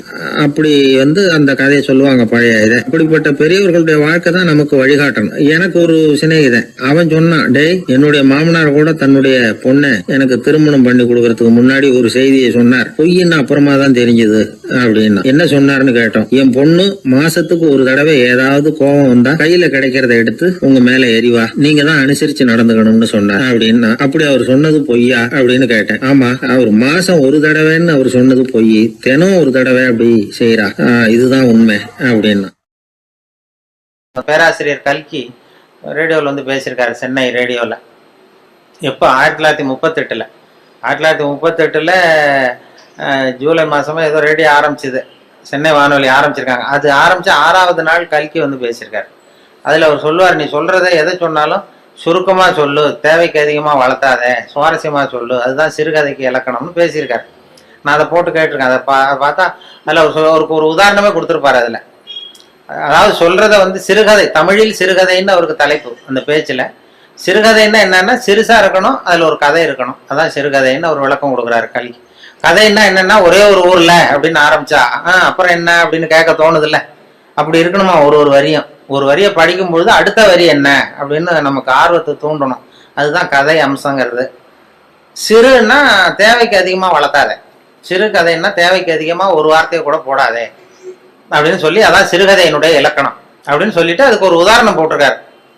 சிறுகதை இலக்கணம் என்னன்னா, அதாவது ஒரு நாள் காஞ்சிபுரம் உபய வேதாந்த தேசிக சுவாமிகள் தன் வீட்டு வேலைக்காரன் குப்பனை கூப்பிட்டு, அடே குப்பா, நீ உடனே ஸ்ரீபெரும்புதூர் ஓடிப்போய் அங்கே இருக்கிற திருவேங்கடாச்சாரியை சந்தித்து, திருக்குடந்தையில இருந்து இங்கே வந்திருக்கிற திருநாராயண ஐயங்கார் சுவாமிகள் திருக்கோவில் ஆராதனைக்கு திருத்துழாய் எடுத்து திரும்புகையில் திருக்குளத்தில் திருப்பாசி வழுக்கவே திருவடி தவறி வீழ்ந்தார் என்று சொல்லிவிட்டு வா அப்படின்னு எழுதினார். குப்பன்ட்ட வேலைக்காரன்ட்ட சொல்லிவிட்டு, என்னடா சொல்லிருவியா, நான் சொன்னதானே, சொல்லிடுறேன் சாமி எனக்கு தெரியும் இருக்கான். எப்படி சொல்லுவதை என்கிட்ட ஒரு தடவை இங்கே சொல்லி காட்டுன்னு இருக்காரு. அப்ப அந்த அவன் சொன்னான், குப்பை என்ன சாமி, கும்மோனு தாசாமி குட்டையில ஒண்ணான்னு சொல்லணும், அவ்வளவுதானே. இதை நான் சொல்லிட்டு போறேன், இது என்ன பெரிய விஷயம் அப்படின்னா.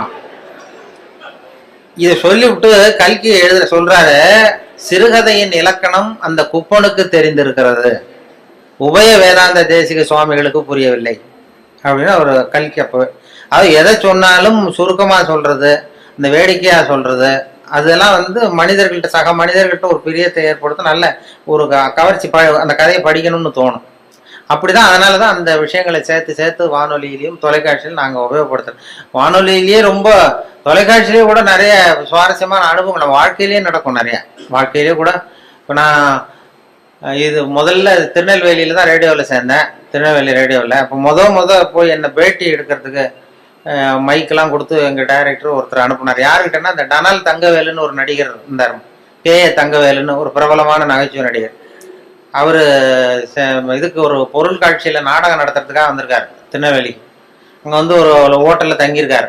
அப்போ நான் இப்பதான் புதுசா போய் வேலையில சேர்றேன் ரேடியோவில். எங்க டைரக்டர் கூப்பிட்டு இது மாதிரி தங்கவேலுங்கிற நடிகர் வந்திருக்கிறாரு, அவரை போய் இன்டர்வியூ பண்ணிட்டு வா, பேட்டி எடுத்துட்டு வா அப்படின்னாரு. சார் எனக்கு பழக்கம் இல்லை, கொஞ்சம் பழக்கம் ஆனதுக்கப்புறம் போகிறேன், இப்போ வேற யாரையாவது அனுப்புங்கன்னு. இல்லை அப்புறம் எப்போதான் கற்றுக்கிறது, நீ போய் கற்றுட்டு வா அப்படின்னு சொல்லி உடனே மைக்கு எல்லாத்தையும் கொடுத்து அனுப்பிச்சிட்டார் கூட.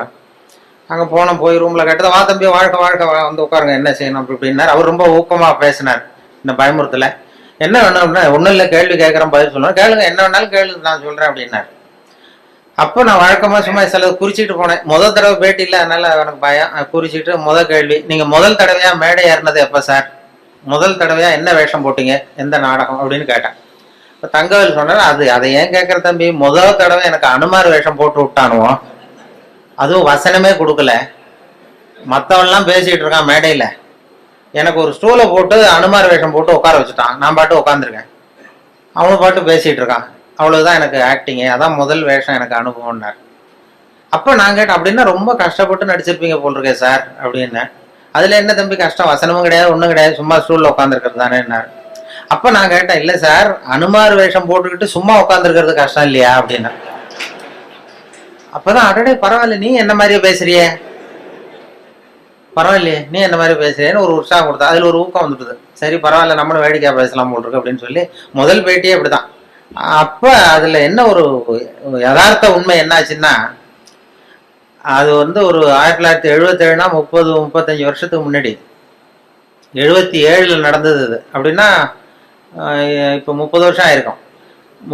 அந்த 30 வருஷத்துக்கு முன்னாடி அவர் சொன்னது என்ன மாதிரியே பேசுறியே அடடே அப்படின்னாரு. கடைசியில் என்ன ஆச்சுன்னா, அவரை மாதிரியே பேச வேண்டிய ஒரு சந்தர்ப்பத்தை என்கிட்ட கொண்டாந்து கடைசியில் விட்டுது. அவர் செத்ததுக்கு அப்புறம், அவர் கடைசியாக ஒரு படத்தில் அவர் நடிச்சுட்டு செத்து விட்டார். அவர் இந்த வாய்ஸ் டப்பிங் பண்ணணும்ல, அதுக்கப்புறம் வாயசைக்க தந்தாலும் பேசணும், அதுக்குள்ளே அவர் இறந்துட்டார். உடனே என்னை கூப்பிட்டு நீ அவருக்கு வாய்ஸ் கொடு, டப்பிங் வாய்ஸ் கொடுன்னு அந்த சினிமாக்காரங்க கூப்பிட்டு போனாங்க. எனக்கு பழக்கமே இல்லை சார் சினிமா உலகம்லாம், அதெல்லாம் வேண்டாம். இல்லை அது உனக்கு தான் பொருத்தமாக இருக்கும் குரல்னு சொல்லி கொண்டு போய் அவர் வாய் அசைக்கிறத போட்டு காட்டி அதே மாதிரி நீயும் பேசுன்னு சொல்லி பேச விட்டாங்க. முன் அனுபவம் இல்லாமையே சினிமாவில் போய் டப்பிங் கொடுத்துட்டு விட்டேன். அது என்ன அப்போ நினச்சி பார்த்தேன், 30 வருஷத்துக்கு முன்னாடி என்ன மாதிரியே பேசுறியேன்னு சொன்னார் அவர். இப்போ அவரை மாதிரியே பேச வேண்டிய ஒரு சந்தர்ப்பத்தை காலம் கொண்டாந்து விட்டுட்டுதேன்னு நினைச்சோம். கடைசியாக அவர் அப்படி பண்ணார். அது இந்த இது பெரிய மருதுன்னு ஒரு சினிமா படம், பெரிய மருதுன்னு ஒரு படத்தில் அவருக்கு அது மாதிரி பண்ணிட்டோம். அதே மாதிரி சினிமாவில் சம்மந்தம் எல்லாமே என்னை நடிக்க வச்சுட்டாங்க ஒரு படத்தில் கொண்டு போய். எதுவும் இல்லை, எனக்கு சிரிக்க தெரியாதுன்னீங்கல்ல, அதுதான் அதில் ப்ளஸ் பாயிண்ட்டு. என்னென்னா, ஒரு நாள் தங்கர் பச்சான் இருக்கார்ல, தங்கர் பச்சான் இவர் கேமராமேன், அவர் ஒரு நாள் திடீர்னு ஓடி வந்தார் ஆல் இண்டியா ரேடியோக்கு. அண்ணே வாங்க ஒரு படத்தில் நடிக்கணும் அப்படின்னாரு. ஐயோ எனக்கு நடிப்புலாம் வராது சார், எனக்கு சிரிக்கவும் தெரியாது அழவும் தெரியாது, அதனால் என்னை விட்டுருவேன். இல்லை எனக்கு முகத்தில் உணர்ச்சியே காட்ட தெரியாதுன்னு. அவர் தங்கர் பச்சான் சொன்னார், நீ உணர்ச்சியே காட்ட தேவையில்லாத ஒரு வேஷத்துக்கு தான் கூப்பிட்றோம் உன்னை அப்படின்னாரு. அது என்ன வேஷம்னு போய் பார்த்தா ஒரு ஜட்ஜு உட்கார வச்சுட்டார். ஒரு பெரிய அந்த அண்ணா இது எம்ஜிஆர் ஃபிலிம் சிட்டி இருக்குல்ல, அதில் கொண்டு போய் ஒரு இதுதான் முக்கியமான சீன் அந்த படத்துலேயே, நீ தான் வந்து வேஷம், உனக்கு வந்து வேஷமே வேண்டாம், கருப்பு கோட்டு மட்டும் மாட்டினா போகிறோம், வேற வந்து முகம்லாம் அப்படியே இருக்குது, சரியா இருக்குது, நீ சிரிக்க மாட்டேன், அதனால சரியா வந்துடும்னு சொல்லி கொண்டு போய் உட்காந்து. அப்புறம் கதையினுடைய படத்தினுடைய கதையை தான் நான் சொன்னேன், சார் எதிரில் யாராவது இருந்தால் எனக்கு பேச்சு வராது, எனக்கு கூச்சமாக இருக்கும், அந்த நடிப்பு சரியாக வராதுன்னா. எதிரில் யாருமே வராது, நான் பார்த்துக்கிறேன், நான் க்ளோஸ் அப் வந்து முகத்தை நானே மறைச்சிக்கிட்டு எடுத்துடுறேன் எல்லாத்தையும் அப்படின்னு தைரியம் சொல்லி அழைச்சிட்டு போனார். சரி பரவாயில்ல யாரும் இருக்க மாட்டாங்க அப்படின்னு சொல்லிட்டு நான் போய் சீட்டில் அந்த கருப்பு கோட்டை மட்டும் மாட்டி உட்கார வச்சார். முன்ன பின்ன எனக்கு அனுபவமும் கிடையாது, சினிமான்னா என்னன்னு தெரியாது, நடிப்பும் தெரியாது. கொண்டு போய் உட்கார வச்சு எதிரில் யாரும் வரக்கூடாதுன்னு சொன்னல, பார்த்தா அந்த படத்தில் நடித்தவங்க அத்தனை பேர் வந்து உட்காந்துருக்காங்க எதிரில். ஏன்னா அது கடைசி சீன், கோர்ட்டு சீனில் இந்த பொண்ணு கதாநாயகன், அவங்க அப்பா அம்மா, இவங்க அப்பா அம்மா, வில்லன் எல்லாம் வந்து உட்காந்துருக்காங்க. இது என்ன அது இப்படி பண்ணிட்டே அப்படின்னா, இல்லை நான் ஒரு துணியை பிடிச்சிக்க சொல்கிறேன், அவங்கள மறைச்சிக்கிறேன், அதெல்லாம் தெரியாது அப்படின்னு சொல்லி அப்புறம் அது மாதிரி கஷ்டப்பட்டு எடுத்தாங்க. எடுத்து அதை முடித்தாங்க. அது வந்து இது காதலே நிம்மதி, காதலே நிம்மதின்னு ஒரு சினிமா படம் வந்து இல்லை, அதில் இது மாதிரி அனுபவம் எல்லாமே சில வாய்ப்புகள் எதையாவது கொண்டு போய் சிரிக்காமல் இருந்தாலும் அதுக்கு ஒரு ப்ளஸ் பாயிண்ட் அதுக்கு கொண்டு போய் அது சில பேருக்கு அந்த வேஷ பொருத்தம் வேஷமே போட வேண்டியது. ஒருத்தருக்கு பரிசளிப்பு விழா, ஒரு சினிமா இதில் பரிசளிப்பு விழா நடந்துதான். அதில் யாருக்கு ஃபர்ஸ்ட் ப்ரைஸ்னா அனுமார் வேஷம் போட்டவருக்கு ஃபர்ஸ்ட் ப்ரைஸ். அந்த படத்தில் அனுமார் வேஷம் போட்டவரை மேடைக்கு ஏற்றி அவருக்கு முதல் பரிசு கொடுத்தாங்களாம். அவ்வளோ தத்ரூபமாக இருந்தது நடிப்பு வேஷ பொருத்தம்லான்னு சொல்லி. உடனே இவர் சொல்லியிருக்காரு, வேஷத்தை அந்த வாங்கிட்டு அந்த அனுமார் வேஷம் போட்டவர், இந்த பரிசு வந்து எனக்கு சேர வேண்டியது இல்லை, உண்மையிலேயே எனக்கு மேக்கப் போட்டார்ல அவருக்கு தான் இந்த பரிசு நியாயமாக கிடைக்கணும், அவ்வளோ தத்ரூபமாக போட்டிருக்காரு, அதனால இந்த பரிசுக்கு உரியவர் எனக்கு மேக்கப் போட்டவர், மேக்கப் மேன், அவருக்கு இதை நான் சமர்ப்பிக்கிறேன் அப்படின்னு சொல்லி மேக்கப் மேனை கூப்பிட்டு அவர் கையில் கொடுத்துட்டார். பரிசு கொடுத்துட்டு ஒரு பெருந்தன்மையாக வந்து உட்காந்துட்டார். அப்புறம் அந்த மேக்கப் போட்டவர் வந்து பேசினாராம். அவர் பெருந்தன்மையாக வந்து எனக்கு அந்த அவருக்கு கிடைச்ச பரிசை என்கிட்ட கொடுத்துட்டார், இது உண்மையிலேயே இந்த பரிசு அவருக்கு தான் உரியது, எனக்கு கொடுக்க வேண்டியதில்லை. ஏன்னு கேட்டிங்கன்னா நான் நிஜமாவே அவருக்கு மேக்கப்பே போடலை, சும்மா ஒரு வாழை மட்டும் ஒட்ட வச்சேன். ஒரு வாழை ஒட்ட வச்சதுக்கு இவ்வளவு பெரிய பரிசான்னு நான். அப்படி சில பேருக்கு மேக்கப் தேவைப்படாது. இப்போ எனக்கு அந்த படத்தில் அதான் மேக்கப்பே போடல, சும்மா ஒரு கருப்பு கோட்டை மாட்டி உட்கார வச்சு பேச விட்டாங்க. இப்படி சில பேருக்கு அந்த மேக்கப் அவசியம் இருக்காது, அந்த முகத்தினுடைய இது அப்படி பண்ணுவாங்க. அப்போ அதனால தான் அந்த நம்ம வந்து வாழ்க்கையை வந்து அப்படி இது பண்ணணுங்கிறது வேடிக்கையாக எடுத்துக்கணும், நிறைய இது பண்ணி சிக்கல் உண்டாகும். நான் இந்த ரேடியோவிலையும் அந்தந்த அப்பப்போ அந்த ஏதாவது சில நண்பர்கள் நகைச்சுவை சொல்கிறது எல்லாம் பண்ணிக்கிறேன். சொந்த வாழ்க்கையிலேயே நிறைய அது மாதிரி இது பண்ணோம். இப்போ மெட்ராஸில் நான் வந்து இது மாதிரி ஆன்மீக விஷயமா சொல்லிகிட்டு இருந்ததும், ஒரு அப்போலாம் டிவிக்கு வரல, வானொலியில் மட்டுமே 14 வருஷமா இந்த இன்றொரு தகவல்னு சொல்லிட்டு இருந்தோம். அப்போ எனக்கு என்ன முகம் தெரியாது யாருக்கும், ஆனால் குரலை கண்டுபிடிச்சிருவாங்க, முகம் தெரியாது. அப்போ என்னன்னா வெளியில யாருன்னு தெரியாது, ஆனால் இன்றொரு தகவல் யாரோ பெரிய ஆன்மீக விஷயம் அதெல்லாம் சொல்லிட்டு இருக்காருன்னதும் வெளியில வந்து ஒரு இமேஜ் வேற மாதிரி இருந்தது. ஒரு ஆட்டோ டிரைவர் அடையாறுலேருந்து என்ன ஆட்டோவில் போய் ஏறி உட்காந்தேன். எங்கே சார் போகணுன்னாரு, இது மாதிரி போங்க அப்படின்ட்டு ஏறி உட்காந்து போயிட்டு இருக்கேன், அந்த மயிலாப்பூர் பக்கம் போங்கன்னு. அவருக்கு என்ன ஒரு சந்தேகம்னா, இவன்கிட்ட பேச்சு கொடுத்துட்டே வர்றாரு, இவர் எங்கேயோ இவர் குரலை கேட்டது மாதிரி இருக்க அப்படின்னு அவர் ரேடியோவில் கேட்டிருக்காரு. அதை உறுதிப்படுத்திக்கிறதுக்கு அப்போலாம் டிவியில் வரலன்னா உறுதிப்படுத்திக்கிறதா என்கிட்ட பேசிக்கிட்டே இருக்காரு. சார் இன்னைக்கு பேப்பர் பார்த்தீங்களா அது இதுன்னா நானும் பேசிகிட்டே இருக்கேன். அவர் மனசுக்குள்ள ஒரு சந்தேகம், கேட்கறதுக்கு ஒரு தயக்கம். வந்து மயிலாப்பூர் வந்தது எங்கே நிறுத்தணும் வண்டியேன்னார். ஆல் இண்டியா ரேடியோ வாசல்ல நிறுத்தினேன். அவர் புரிஞ்சுக்கிட்டார், ஆஹா இவர் தான் நம்ம தேடின ஆள் அப்படின்னு. ஆல் இண்டியா ரேடியோ கேட்டுக்கிட்ட கொண்டு போய் நிறுத்தி இறங்கினதும் நான் காசை கொடுத்துட்டு உள்ள போனேன். உள்ள போகிறப்ப சார் ஒரு நிமிஷம் நில்லுங்கன்னார். என்னப்பான்னு, இந்த ரேடியோவில் ஒருத்தர் இன்று ஒரு தகவல்னு சொல்லிட்டு இருக்காரு, அது நீ தானா அப்படின்னா. ஆமாம் நான் தான் அப்படின்னு. அப்படியே அதிர்ச்சி ஆனது மாதிரி பார்த்தாரு. என்ன பார்த்துட்டு, என்ன சார் பேண்ட்லாம் போட்டிருக்கீங்க அப்படின்னாரு. என்னப்பா இது இல்லை சார், நான் தாடிலாம் வச்சுக்கிட்டு இருப்பீங்கன்னு நினச்சேன், தாடி வச்சுக்கிட்டு ஒரு காவி வேஸ்ட் கட்டிக்கிட்டு இருப்பீங்கன்னு நினச்சேன். ஆனால் அது மாதிரி அந்த முகத்தை பார்க்காதப்ப அந்த அப்படி ஒரு இமேஜை உண்டு பண்ணும். ஒரு அம்மா ஒரு நாள் ஒரு பொண்ணை கூப்பிட்டுட்டு என்கிட்ட ஆசீர்வாதம் வாங்க வந்துட்டு ஆல் இண்டியா ரேடியோக்கு வந்து வேலூர் பக்கத்துல இருந்து ஒரு நாள் சாயந்தரம் 5 மணிக்கு என் கூட வேலை பார்க்குறவங்களாம், இதில் வந்து கேசினோவில் ஒரு அருமையான இங்கிலீஷ் படம் போட்டிருக்கான், வா போய் பார்ப்போம்னு எனக்கு கூப்பிட்டு இருக்கிறாங்க நண்பர்கள். அலுவலகத்தில் வேலை பார்க்குறேன், சரின்னு புறப்பட்டு இருக்கேன் சினிமாவுக்கு. அப்போ யாரோ ஒரு அம்மா வந்திருக்குது உன்னை தேடின்னு ரிசப்ஷன்லேருந்து சொல்கிறாங்க. யார் இந்த நேரத்துலனா ஏதோ வேலூர் பக்கத்துலேருந்து வந்திருக்கிறாங்க 2 பேர். அப்புறம் வர சொல்லு அப்படின்னு பார்த்தா வந்ததும், சார் இந்த இன்று ஒரு தகவல் சொல்கிறது யார்? நான் தான் அப்படின்னேன். உங்களை தான் சார் பார்க்க வந்தோம் அப்படின்னா. என்னம்மா பண்ணணும் அப்படின்னா, என் பொண்ணுக்கு ஆசீர்வாதம் பண்ணணும் சார், நாங்கள் சினிமாவுக்கு புறப்பட்டு இருக்கோம் இங்கிலீஷ் படத்துக்கு, நீங்கள் என்னம்மா தப்பாக நினச்சிட்டு வந்துட்டீங்கன்னு நினைக்கிறேன். இல்லை சார் உங்கள்கிட்ட தான் ஆசீர்வாதம் வாங்கணும்னது. இல்லைம்மா நான் வந்து சொந்தமாக எதுவும் சொல்லலை, பெரியவங்க சொல்கிற கருத்தை வந்து ரேடியோவில் சொல்லிகிட்டு இருக்கேன், அதனால் என்னையே பெரிய மகானா நினச்சிக்கிட்டு நீங்கள் வந்துட்டீங்க, அதனால் நீங்கள் நினச்சது தப்பு அப்படின்னா. இல்லை சார் உங்களை பற்றி உங்களுக்கு தெரியாது சார், எங்களுக்கு தான் தெரியும். இப்போ என்ன பண்ணணும்னு, விபூதி பூசி விடுங்க சார், என் பொண்ணுக்கு சீக்கிரம் கல்யாணம் ஆகணும், விபூதி பூசி விடுங்க சார் அப்படின்னு. விபூதி நானே பூசலியம்மா, எங்கேருந்து கொண்டு வரணும்னா நானே கொண்டு வந்திருக்கேன் சார் கையோடங்குது. உடனே சரின்னு அது ஒத்துன்னு காலில் விழுந்தது. உடனே அவங்ககிட்டே விபூதி வாங்கி பூசிட்டு உனக்கு சீக்கிரம் கல்யாணம் ஆகிடும் போயிட்டு வாமா அப்படின்னு அனுப்பிச்சிட்டேன். அனுப்பிச்சது என் கூட இருக்கிற பசங்கள்லாம் இருக்கிறாங்கல்ல, ரேடியோவில் வேலை பார்க்குறான், அவன்லாம் என்ன ரொம்ப விஷமத்தனமாக பார்க்குறான். நாங்கள்லாம் 10 வருஷம் 15 வருஷமா ரேடியோவில் வேலை பார்க்குறோம், நீ வந்து 5 வருஷம் தான் ஆச்சு, அதுக்குள்ளே வந்து ஆசீர்வாதம் பண்ண ஆரம்பிச்சிட்டியே அப்படின்னு இது பண்ணா. இருக்கட்டப்பா அப்படின்னு அவரும் போயிட்டோம். அப்புறம் பார்த்தா ஒரு ஒரு 2 மாதம் கழிச்சு அந்த அம்மா வந்து சார் உங்கள் ஆசீர்வாதத்தினால கல்யாணம் நிச்சயமாயிட்டுது சார் அப்படின்னுது. ஆஹா, நமக்கு ஏதோ பெரிய அருள் இருக்குன்னு நான் உடனே முடிவு பண்ணிட்டேன். சரி, ஏதோ விஷயம் இருக்கு, நம்ம ரிட்டையர் ஆனதுக்கு அப்புறம் ஒரு ஆசிரமம் ஒன்று போட்டுடலாம் அப்படின்னு சொல்லி, அப்படின்னா அப்போ கூட சினிமாவுக்கு வந்தவன் அப்படி ஒரு ஐடியா இருந்தால் என்ன சிஷ்யனா சேர்த்துக்கிடாங்கிறான். இப்படி பண்ணிட்டு அப்போ அந்த மாத்திருபூதம்னு ஒரு டாக்டர் இருக்கார்ல, அவர் வந்தார். அவர் இப்போ இல்லை, இந்த மாத்திருபூதம் இந்த டிவிலாம் வருவார், அவர் ரேடியோவுக்கு அடிக்கடி வருவார். நான் அவர்கிட்ட கேட்டேன், சார் இது மாதிரி, அவர் மனோதத்துவ டாக்டர், நான் ஒரு பொண்ணுக்கு வந்து விபூதி பூசி விட்டேன் சார், அதுக்கு வந்து கல்யாணம் நிச்சயம் ஆயிட்டுது, நான் ஆசீர்வாதம் பண்ணி 1 மாதத்துலேயே கல்யாணம் நிச்சயம் ஆயிட்டுது அப்படின்னா எனக்கு ஏதாவது அருள் இருக்கா அப்படின்னு கேட்டேன் அவர்கிட்ட. சைக்காலஜியில் என்ன சொல்கிறீங்க அப்படின்னு. அவரு வேடிக்கையாக சொன்னார், இந்த பார், கல்யாணம் ஆகிற வரைக்கும் உள்ள பிரச்சனையெல்லாம் நீ பார்த்துக்கோ, அதுக்கப்புறம் ஏதாவது பிரச்சனை இருந்தால் என்கிட்ட சொல்லு அப்படின்னா.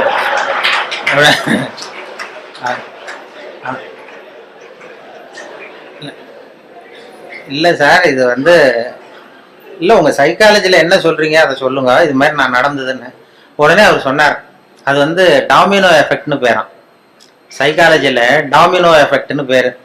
அது எப்படின்னா, ஒரு செங்கல்ல வச்சு சின்ன பிள்ளையில விளையாடுறது உண்டு, வரிசையாக அடுக்கி வச்சு ஒரு கல்லை தள்ளி விட்டா அது இன்னொரு கல்லில் விழும், அது இன்னொரு கல்லில் விழும். ஒரு புத்தகத்தை கூட அப்படியே செங்குத்தாக நிறுத்தி இப்படி வரிசையாக நிறுத்திடுறது. ஒரு புத்தகத்தை தள்ளி விட்டிங்கன்னா அது அடுத்த புத்தகத்தில் விழும், அடுத்த புத்தகத்தில் அப்படி போயிட்டே இருக்கும். இது மாதிரி வந்து எண்ணங்கள் வந்து ஒருத்தட்டேருந்து இன்னொருத்தட்ட பரவிட்டே இருக்குமா. இது சைக்காலஜியில் டாமினோ எஃபெக்ட்னு பேரான். அது என்னன்னா, நான் ஒரு 10 பேருக்கு விபூதி பூசி விட்றேன்னு வைங்க, விபூதி என்கிட்ட வந்து ஒரு 10 பொண்ணுங்க நான் ஆசீர்வாதம் பண்ணுறேன் கல்யாணம் ஆகணும் சீக்கிரம்னு. அது எப்படியும் 7-8க்கு கல்யாணம் ஆகிடும். நான் விபூதி பூசினாலும் பூசலைன்னாலும் கல்யாணம் ஆகிடும். அவங்க என்னன்னா, அந்த மாப்பிள்ளை தேடுற நேரத்தில் தான் இந்த ஆசீர்வாதமே வாங்க வர்றாங்க. அது வந்து பிறந்த குழந்தையே தூக்கிட்டு வந்து காலில் போட்டு சீக்கிரம் கல்யாணம் ஆகணும்னா போய் சொல்கிறது இல்லை யாரும். அவங்களே ஒரு முயற்சி பண்ணிட்டு இருக்கிற நேரத்தில் தான் ஆசீர்வாதம் வாங்க வராங்க. நீ அப்படி ஆசீர்வாதம் பண்ணும்போது 10ல் ஒரு 8 பேருக்கு நிச்சயமாக கல்யாணம் ஆகிடும், அவங்கள தேடி பிடிச்சிருவாங்க.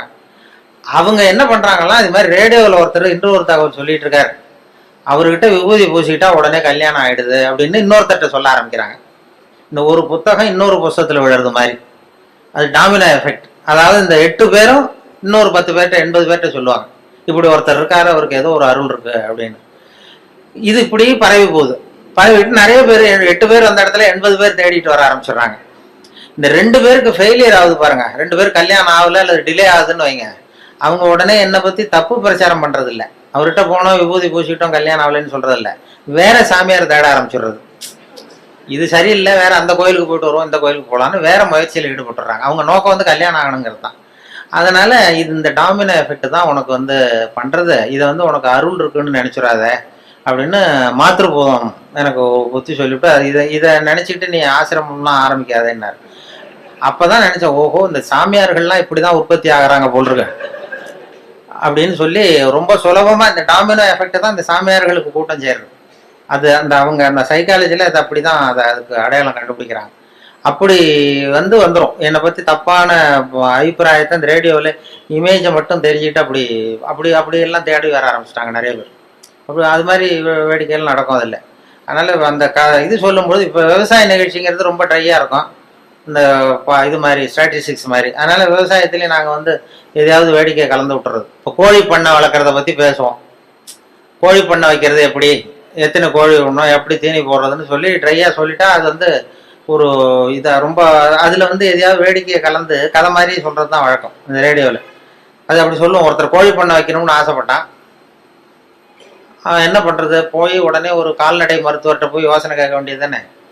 அவன் நேராக போய் உள்ளூர் சாமியார்கிட்ட வைத்தியம் கேட்டான். உள்ளூர் சாமியார்கிட்ட இது மாதிரி கோழி பண்ணை ஒரு 1000 கோழியை வச்சு வளர்த்தான், பண்ணையை வச்சு. அதில் பாதி செத்து போச்சு. உடனே என்ன குறைன்னு தெரியலையேன்னு சொல்லி சாமியார்கிட்ட போய் யோசனை கேட்டான். ஒரு சாமியார் ஏதோ மந்திரம் பண்ணிட்டு, நீ கோழி பண்ணை வச்சிருக்கியா, அது மேலே கூரை போட்டிருக்கியா, ஓடு போட்டிருக்கியா, அந்த கொட்டாயில் ஓடு போட்டிருக்கேன்னா அதான் தப்பு, நீ கூரையை மாற்றி சரியாக போடுன்ட்டார்.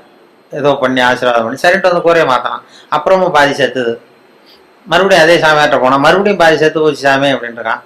சரி இந்த செவுருலாம் வந்து செங்கல் செவரா மண்ணு செவரா அப்படின்னா செங்கல் செவரு அப்படின்னா அதான் தப்பு, மண்ணு செவரா மாற்று சரியா போடும்ட்டான். சரின்ட்டு அதையும் மாற்றினா அப்புறமும் பாதி செத்துது. ஓடி போய் சாமிகிட்டே நின்னான். இப்போ சரிப்பா இந்த கேட்டு வாசப்படி தெற்கு முகமாக வச்சிருக்கியா வடக்கு முகமாக வச்சிருக்கியானா வடக்க வச்சிருக்கானா அதான் தப்பு, தெற்க மாற்று அப்படின்னா மாற்றிட்டான். மறுபடியும் போய் நின்றுறான். சாமியை மறுபடியும் செத்து போச்சுன்னு. அப்போ அவர் பொறுமையாக சொன்னாராம் அந்த சாமியார்த்த, பாருப்பா அதாவது சொல்றதுக்கு யோசனை நிறைய இருக்கு என்கிட்ட, சோதிக்கிறதுக்கு கோழி இல்லையே உன்கிட்ட, என்ன பண்றது அப்படின்னாராம். இதை வந்து அந்த கோழி பண்ணை வைக்கிற இதுல சொல்லிடுறது, கோழி பண்ணையை பத்தி ரேடியோவில் ஒலி வரும்போது இப்படி ஒரு கதையை உண்டு பண்றது. இதெல்லாம் வந்து ஒரு சுவாரஸ்யத்தை உண்டு, ஒரு வேடிக்கைங்கிறது. ஒரு விவசாய நிகழ்ச்சியை பண்ணும்பொழுது கூட அந்த ஹியூமர், அந்த நகைச்சுவைக்கு ஒரு மரியாதை இருந்தது. அப்படி நிறைய சொல்லும். வாழ்க்கையில வந்து எப்படியும் ஒருத்தன் வந்து ஒரு கோழி பண்ணை வச்சுக்கிட்டு இருந்தான். ஒரு கோழி வச்சு வித்துக்கிட்டு இருக்கான் ஒருத்தன். ஒரு பெரிய அவனுக்கு எல்லாம் தெரிஞ்ச ஒரு மாதிரி ஒருத்தர் வந்தார். என்னப்பா கோழி வியாபாரம் பண்றியா அப்படின்னா, ஆமா கோழி தாங்க வித்துக்கிட்டு இருக்கான் அவன்.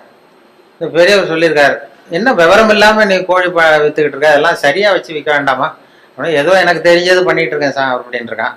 சரி இதெல்லாம் எந்த ஒரு கோழி? அப்ப அவன் சொல்லியிருக்கான், கோழி விற்கிறவன், பாருங்க சார் இது எந்த ஊர் கோழின்னு அடையாளம் தெரியாது, அது சேவலா கோழியாங்கிறது மட்டும்தான் தெரியும், வேற அந்த கோழி எந்த ஒரு கோழிங்கிறதெல்லாம் நமக்கு தெரியாது, அது கண்டுபிடிக்க முடியாதுன்றான். இவரு சிரிச்சாராம். அந்த என்னடா இவ்வளவு தூரம் விவரம் தெரியாம இருக்க, கோழின்னா அந்த முதுவை பார்த்தே கண்டுபிடிக்கணும் எந்த ஒரு கோழின்னு, அது தெரியாம கோழி வியாபாரம் பண்ண வந்துட்டே நீ அப்படின்னு சொன்ன. உங்களுக்கு தெரியுமா சார்ன்றான். எனக்கு தெரியும்டா, அதோ போது பாரு அந்த மூலையில 2, அது வந்து நாமக்கல் கோழி, அதுல ஒரு 2 கூடு, முதுவை பார்த்தாவே தெரியுது. போது பாரு இது சேலத்து கோழி, இதுல ஒரு 2 கூடு எடுத்து வை. போது பாரு கோயம்புத்தூர் கோழி, இது முதுவை பார்த்தா தெரியுது, அதுல ஒரு 3 எடுத்து வை அப்படின்ட்டான். அவன் எடுத்து வச்சுட்டான். அவன் ஆச்சரியமா வச்சதும் இவர் பெரிய ஒரு காசை கொடுத்துட்டு கேட்டாராம், இந்த முதுவை பார்த்தே கண்டுபிடிக்கணும்டா, இது கூட தெரியாம வந்து நீ வந்து கோழி விற்க வந்துட்டியே, உனக்கு எந்த ஊர்றான்னு கேட்டிருக்காரு. அவன் முதுவை திருப்பி காட்டினானா, பார்த்து தெரிஞ்சுக்கோ நீயே பார்த்து தெரிஞ்சுட்டு போ. அதாவது அகந்தை வரக்கூடாதுங்கிறதுக்காக சொல்லுவாங்க.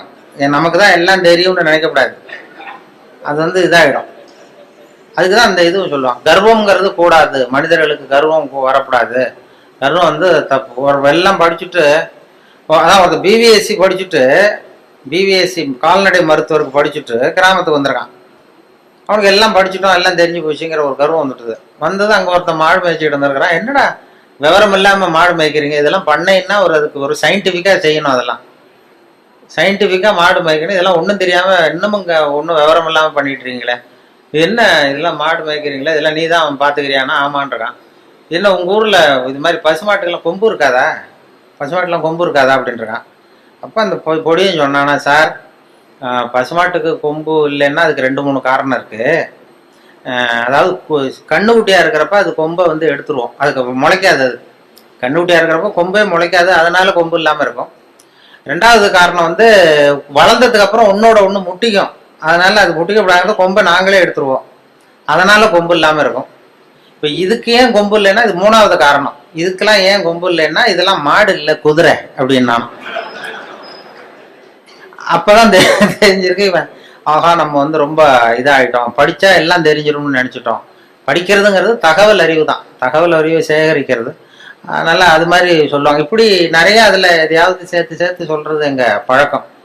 அப்படி பண்றதுனாலதான் இந்த நகைச்சுவை உணர்வுங்கிறத சில சமயம் பேப்பர்ல வர்றதை வச்சுக்கிட்டே கூட சில கடுமையான விஷயங்களை கூட வேடிக்கை வந்து மென்மையாக்கி கொடுத்துட்றது உண்டு. நாங்கள் அப்போ இந்த முன்னாடி ஒரு தரம் இந்த அரசியலில் ரொம்ப சூடாக இருந்தது, அமலாக்க பிரிவு அதிகாரிகள்லாம் வராங்க, விசாரணை நடக்குதுன்னு ரொம்ப கடுமையாக இருந்தது. அந்த நேரம் ஒரு விஷயத்தை எடுத்து இன்னொரு தகவலில் அப்படியே சொல்லிட்டோம், ஒரு கதை மாதிரி மாற்றி சொல்லியாச்சு. அது சொல்லக்கூடாது, சட்டப்படி சொல்லக்கூடாது, ஆனால் ஒரு கதையாக மாற்றி சொன்னதுனால ஒன்றும் பிரச்சனை இல்லாமல் போயிடுது. அது என்னென்னா, அது ஒரு கதை மாதிரி சொன்னோம். டெல்லியிலேருந்து 2 அதிகாரிகள் வந்தாங்களாம் தமிழ்நாட்டுக்கு. தமிழ்நாட்டில் ஒருத்தன் திடீர்னு கோடீஸ்வரன் ஆகிட்டான். கோடீஸ்வரன், அது எப்படி அவனுக்கு பணம் சேர்ந்தது, அதை போய் விசாரிச்சுட்டு வா அப்படின்னு 2 பேர் டெல்லியிலேருந்து அதிகாரிகள் அனுப்பிச்சிட்டாங்க. 2 பேர் வந்திருக்கான், அமலாக்க பிரிவு அதிகாரிகள். வந்து இவனை பிடிச்சி, டே நாங்கள் டெல்லியிலேருந்து வந்திருக்கோம், நீ எப்படி பணம் சேர்த்த, எப்படி கோடீஸ்வரன், நேற்று வரைக்கும் நீ சாதாரண ஆளாக இருந்த, திடீர்னு எப்படி பணம் சேர்த்த, அது சொல்லுன்னா அவன் சிரிச்சிருக்கான். இதுக்காகவாது சார் டெல்லியிலேருந்து மெனக்கிட்டு வந்தீங்க, நான் ஒன்றும் தப்பான வழியில் பணம் சேர்க்கல சார், நான் வந்து சரியான வழியில் தான் சேர்த்தேன், பந்தயம் கட்டியே பணக்காரன் ஆகிட்டேன். நான் பந்தயம் கட்டி எப்படிடா பணம் சேர்க்க முடியும் அப்படின்னா, நான் ஆகிட்டேன் சார் நீங்கள் நம்புங்க நம்ப முடியாது அப்படின்னா உங்ககிட்டயே ஒரு பந்தயம் கட்டி காட்டவான்றான். விசாரிக்க வந்தவங்ககிட்ட என்னடா பந்தயம்? ஆனால் இதை பாருங்க, இது என் கண்ணு, இது என் பல்லு, என் கண்ணை என் பல்லாலேயே கடிக்கிறேன், எவ்வளவு பந்தயம்ன்றான். 100 ரூபாய் எடுத்து வச்சானா விசாரிக்க வந்து, 100 ரூபாய் இதை ப்ரூவ் பண்றான் அப்படின்னு. அப்படியே ஒரு கண்ணை எடுத்துட்டான். அது பளிங்கு கண்ணு, ஏற்கனவே பளிங்கு கண்ணை வச்சிருக்கான். அதை எடுத்து கடிச்சுட்டான். வந்தவன் 100 ரூபாய் விட்டுட்டு நிக்கிறான். விசாரிக்க வந்தவன் உடனே கூட வந்தவனுக்கு கோவம் வந்துட்டுது. டேய், அவன்கிட்ட என்னடா ஏமாந்துக்கிட்டு இருக்க, அவன்கிட்ட உனக்கு விசாரிக்க தெரியல, நீ விளையாடா, நான் கேட்கறேன்னு சொல்லி, டே இப்படிலாம் பண்ணக்கூடாதா, நாங்கள் டெல்லியிலேருந்து மெனக்கிட்டு இதுக்காக வந்திருக்கோம், எப்படிடா பணம் சேர்த்த என்கிட்டயாவது சொல்லு அப்படின்னா. நீங்க அவரை விட கொஞ்சம் புத்திசாலியா தெரியுது சார், அதனால நீங்களாவது நம்புங்க, நான் பந்தயம் கட்டி தான் பணம் சேர்த்தேன். நம்ப முடியாதுன்றான். அப்படின்னா உங்ககிட்ட இன்னொரு பந்தயம் கட்ட வேண்டாம்ப்பா, என்ன என் ஆளை தான் ஏமாத்தி விட்டியே. இல்லை சார், அவர் வந்து கண்ணு பளிங்கு கண்ணு, அதனால தெரியாது, இந்த கண்ணு பளிங்கு கண்ணுங்கிறது தெரியாது, அதனால ஏமாந்துட்டார். நான் இப்போ உங்ககிட்ட கட்டுறது நெஜங்கண்ணு, இது வந்து நெஜங்கண்ணு, பளிங்கு கண்ணு கிடையாது, இதை கடிக்க முடியும் அப்படின்றான். அவன் ஒரு 100 ரூபாய் எடுத்து வச்சான். இவன் அப்படியே பல் செட்டை கட்டினான், தனியா கட்டி கடிச்சு விட்டான். அதையும் விட்டுட்டு 2 பேரும் அப்படியே அலண்டு போயிட்டாங்க. விசாரிக்க வந்தவன் வந்து, நீ மேற்கொண்டு அவன்கிட்ட பேச பேச நம்ம பணம் தான் போய்கிட்டு இருக்க, அவன்கிட்ட நாம வந்து அவன் பணம் எப்படி சேர்த்தான்னு கண்டுபிடிக்கிறதுக்கு வந்திருக்கோம், நாம வந்து அவனை இன்னும் கோடீஸ்வரன் ஆக்கிட்டு இருக்கோம். இதுக்காகவா மெனக்கிட்டு டெல்லியில இருந்து நம்மளை அனுப்புனாங்க. இது சரியா வராதுடா, இனிமே அவன்கிட்ட பேச்சு கொடுக்காத, ஒதுங்கி வந்து டெல்லிக்கு போறதுக்கு டிக்கெட்டுக்கு பணம் இருக்கா பாடுறா அப்படின்றான். எண்ணி பார்த்து சரியா இருக்கு, கரெக்டா இருக்கு, இன்னும் ஒரு பந்தயம் கட்டினோம்னா போச்சு, சரியா போகும், அதனால இப்ப இருக்கிறது சரியா இருக்குன்றான். அப்படின்னா அவன்கிட்ட மேற்கொண்டு விசாரிக்காத, நம்ம போய் நம்ம தலைவர்கிட்ட சொல்லிடுவோம், டெல்லிக்குன்னு நாங்க போயிட்டு வரோம் சார், ரொம்ப தேங்க்ஸ், நீங்க அப்படியே இருங்க சார், சௌக்கியமா இருங்கன்னு சொல்லிட்டு, ஏன் சார் கொஞ்சம் இருந்து சாப்பிட்டு போங்களேன்றான். அதெல்லாம் வேணாம் சார், நீங்க மறுபடியும் ஏதாவது பேச்சு வரும், மறுபடியும் பந்தயம் கட்டுவீங்க, நாங்க போயிட்டு வரோம், நாங்க பாத்துக்கிறோம் சார், நீங்க போயிட்டு வாங்க, ரொம்ப மரியாதையா அவனை விட்டுட்டு போயிட்டாங்க. 2 பேரும் போய் டெல்லியில இந்தியாவுக்கே தலைமை அதிகாரி அவர்கிட்ட போய் சொல்லிட்டான், சார் அவன் தமிழ்நாட்டுக்கு போனோம், தமிழ்நாட்டுல போய் அவன் எப்படி பணம் சேர்த்தானா பந்தயம் கட்டியே பணம் சேர்த்தேன்னு சாதிக்கிறான் சார், அது மட்டும் இல்ல எங்ககிட்ட ஒரு 200 ரூபாய் பிடிங்கிட்டு விட்டான் சார். ஆனா அவருக்கு கோவம் வந்துட்டு தான், எத்தனை பேரா இருக்கீங்க இந்த இந்தியாவெல்லாம், நீங்கெல்லாம் ஒரு பெரிய அதிகாரியா, ஜூனியர் ஆபீசர்ஸ் எத்தனை பேர் இருக்கீங்க இந்தியா பூரா விசாரிக்கிறதுக்கு, நம்ம ஆபீஸ்லன்னா 30 பேர் இருக்கோம் சார், ஆனால் 30 பேரையும் இங்கே கூப்பிடு, உங்களுக்கு ட்ரைனிங் கொடுக்கணும், உங்களுக்கு அனுபவம் பத்தாது, நான் இந்தியாவுக்கே தலைமை அதிகாரி, அனுபவம் ஜாஸ்தி, உன்ன மாதிரி இருக்கிற 30 பேரை இங்கே கூப்பிட்டு ஹாலில் உட்கார வை, ஜூனியர் ஆஃபீஸர்ஸ், நான் வந்து ட்ரைனிங் கொடுக்கணும், உங்களுக்கு பயிற்சி பத்தாது, ஒரு ஆள் போய் தமிழ்நாட்டில் அந்த ஆளை கூப்பிட்டு வாங்க, இங்கே அவனையே கூப்பிட்டு வாங்க, இந்த கோடீஸ்வரனை வர்ற வரைக்கும் அவன்கிட்ட பேச்சு கொடுக்காதீங்க, இப்போ ஏதாவது வர்ற வழியிலே பந்தயம் கட்டுவான், ஏதாவது சைகையிலேயே கூப்பிட்டு வந்துருங்கன்னு ஒருத்தர் அனுப்பிச்சார். ஒருத்தன் வந்து மெதுவாக ரொம்ப சாமர்த்தியமாக அவன்கிட்ட எது கேட்டாலும், இல்லை சார் எல்லாம் அங்கே போய் பேசிக்கலாம் வாங்க, எதுக்கு சார் கூப்பிட்டு போறீங்கன்னா, அதெல்லாம் அங்கே போய் பேசிக்கலாம் சார், நீங்கள் ஒன்றும் வாங்கன்னு மெதுவாக பேச்சு கொடுக்காம கொண்டு போய் டெல்லியில் இது மாதிரி மேடையில் நிறுத்தி அந்த பெரிய இந்தியாவுக்கே தலைமை அதிகாரி உட்காந்துருக்கார், இவன் நிற்கிறான், இந்த 30 பேர் ஜூனியர் ஆஃபீஸர்ஸ் உட்காந்துருக்காங்க, அவங்களுக்கு ட்ரைனிங் கொடுக்குறாரு அவர். இதை பாருப்பா, நான் வந்து இந்தியாவுக்கே தலைமை அதிகாரி, நான் நினைச்சேன்னா உன் தண்டனையை குறைக்க முடியும், உனக்கு வந்து உன்னை அப்ரூவராக கூட மாத்திடுவேன், அந்த அதிகாரம்லாம் என்கிட்ட இருக்கு, அதனால என்கிட்ட சொல்லிடு எப்படி பணம் சேர்த்தேன் அப்படின்னா. சார் நீங்க வந்து இந்தியாவுக்கே தலைமை அதிகாரி, உங்களுக்கு அனுபவமும் ஜாஸ்திங்கிறத நான் புரிஞ்சுக்கிட்டேன், வயசும் ஜாஸ்தி, அதனால நீங்களாவது நம்புங்க சார், நான் பந்தயம் கட்டி தான் பணம் சேர்த்தேன். அங்கேயும் நம்ப முடியாதுரா அப்படின்னா உங்ககிட்ட ஒரு பந்தயம் கட்டிட்டோமான்றான். நான் இந்தியாவுக்கே தலைமை அதிகாரா அப்படின்னா, இருக்கட்டும் சார், நான் ப்ரூவ் பண்ண வேண்டாமா உங்களுக்கு? வேண்டாம் சார், அது எங்க அதிகாரியை தான் ஏமாத்தி விட்டியடா எங்க 2 பேரை அப்படின்னா. அப்போ அவர் சொன்னானா, இவன் அது இல்லை சார், உங்க அதிகாரிகள் ஏமாந்தது என் உடம்ப பத்தின ரகசியம், நான் வந்து பளிங்கு கண்ணு வச்சிருந்தேங்கிறது அவருக்கு தெரியாது, ஏமாந்து போனார், நான் பல் செட்டு கட்டியிருந்தேங்கிறது தெரியாது, அதனால இவர் ஏமாந்து போனார். இப்ப நான் உங்ககிட்ட பந்தயம் வைக்கிறது வந்து என் உடம்ப பத்தின ரகசியமே வேண்டாம், உங்க உடம்ப பத்தின ரகசியம். இவரு அசந்துட்டார், என் உடம்புல என்னடா ரகசியம்னாரு. ஒன்றும் இல்லை சார், முதுகுல இடுப்பு கிட்ட 1 ரூபா அகலத்துக்கு கருப்பா ஒரு மச்சம் இருக்கு, உங்களுக்கு கருப்பா ஒரு மச்சம் முதுகுல இடுப்பு கிட்ட இருக்கு அப்படின்னா. அவருக்கு இல்லைன்னு நல்லா தெரியும், அதனால சுத்தமா இல்லடா சார், நேத்து வரைக்கும் இல்லை சார், இந்த நிமிஷம் இருக்கு அப்படின்றான். அவரு அசந்து போய் ஒரு 100 ரூபாய் எடுத்து வச்சார், இதை ப்ரூவ் பண்றான். இவனும் ஒரு 100 ரூபாய் எடுத்து வச்சுட்டு சட்டையை கேட்டுங்க சார், கேட்டி காட்டுறாரு, மச்சம் இல்லை, இவன் தோத்து போட்டான், மச்சம் இல்லை அவருக்கு. உடனே அந்த பெரியவர் அதிகாரி 200 ரூபாய் எடுத்து வச்சுக்கிட்டு தோழர்களே, உங்களுக்கு அனுபவம் இல்லை, அதனால உங்களை ஏமாத்திட்டான். எனக்கு அனுபவம் ஜாஸ்தி, இப்போ என்கிட்ட அவன் ஏமாந்துட்டான். இப்போ இந்த பந்தயத்தில் எனக்கு 200 ரூபா லாபம்னாரான் பெரியவர். அப்போ இவன் இங்கேருந்து போனோம், இவன் மெதுவாக ஆரம்பிச்சிருக்கான். சார் ஐயா, நீங்கள் சொல்கிறது சரி, ஒரு 200 ரூபா இந்த பந்தயத்தில் உங்களுக்கு லாபம் தான். ஆனால் இதே பந்தயத்தில் எனக்கு 2900 ரூபா லாபம் சார்ன்றான். என்னடா பண்ண அப்படின்னு கேட்டிருக்காரு. உங்களுக்கு தெரியாம இந்த 30 பேர்கிட்டையும் தனித்தனியா ஒரு பந்தயம் கட்டியிருக்கேன். என்ன பந்தயம்டா கட்டினேன்?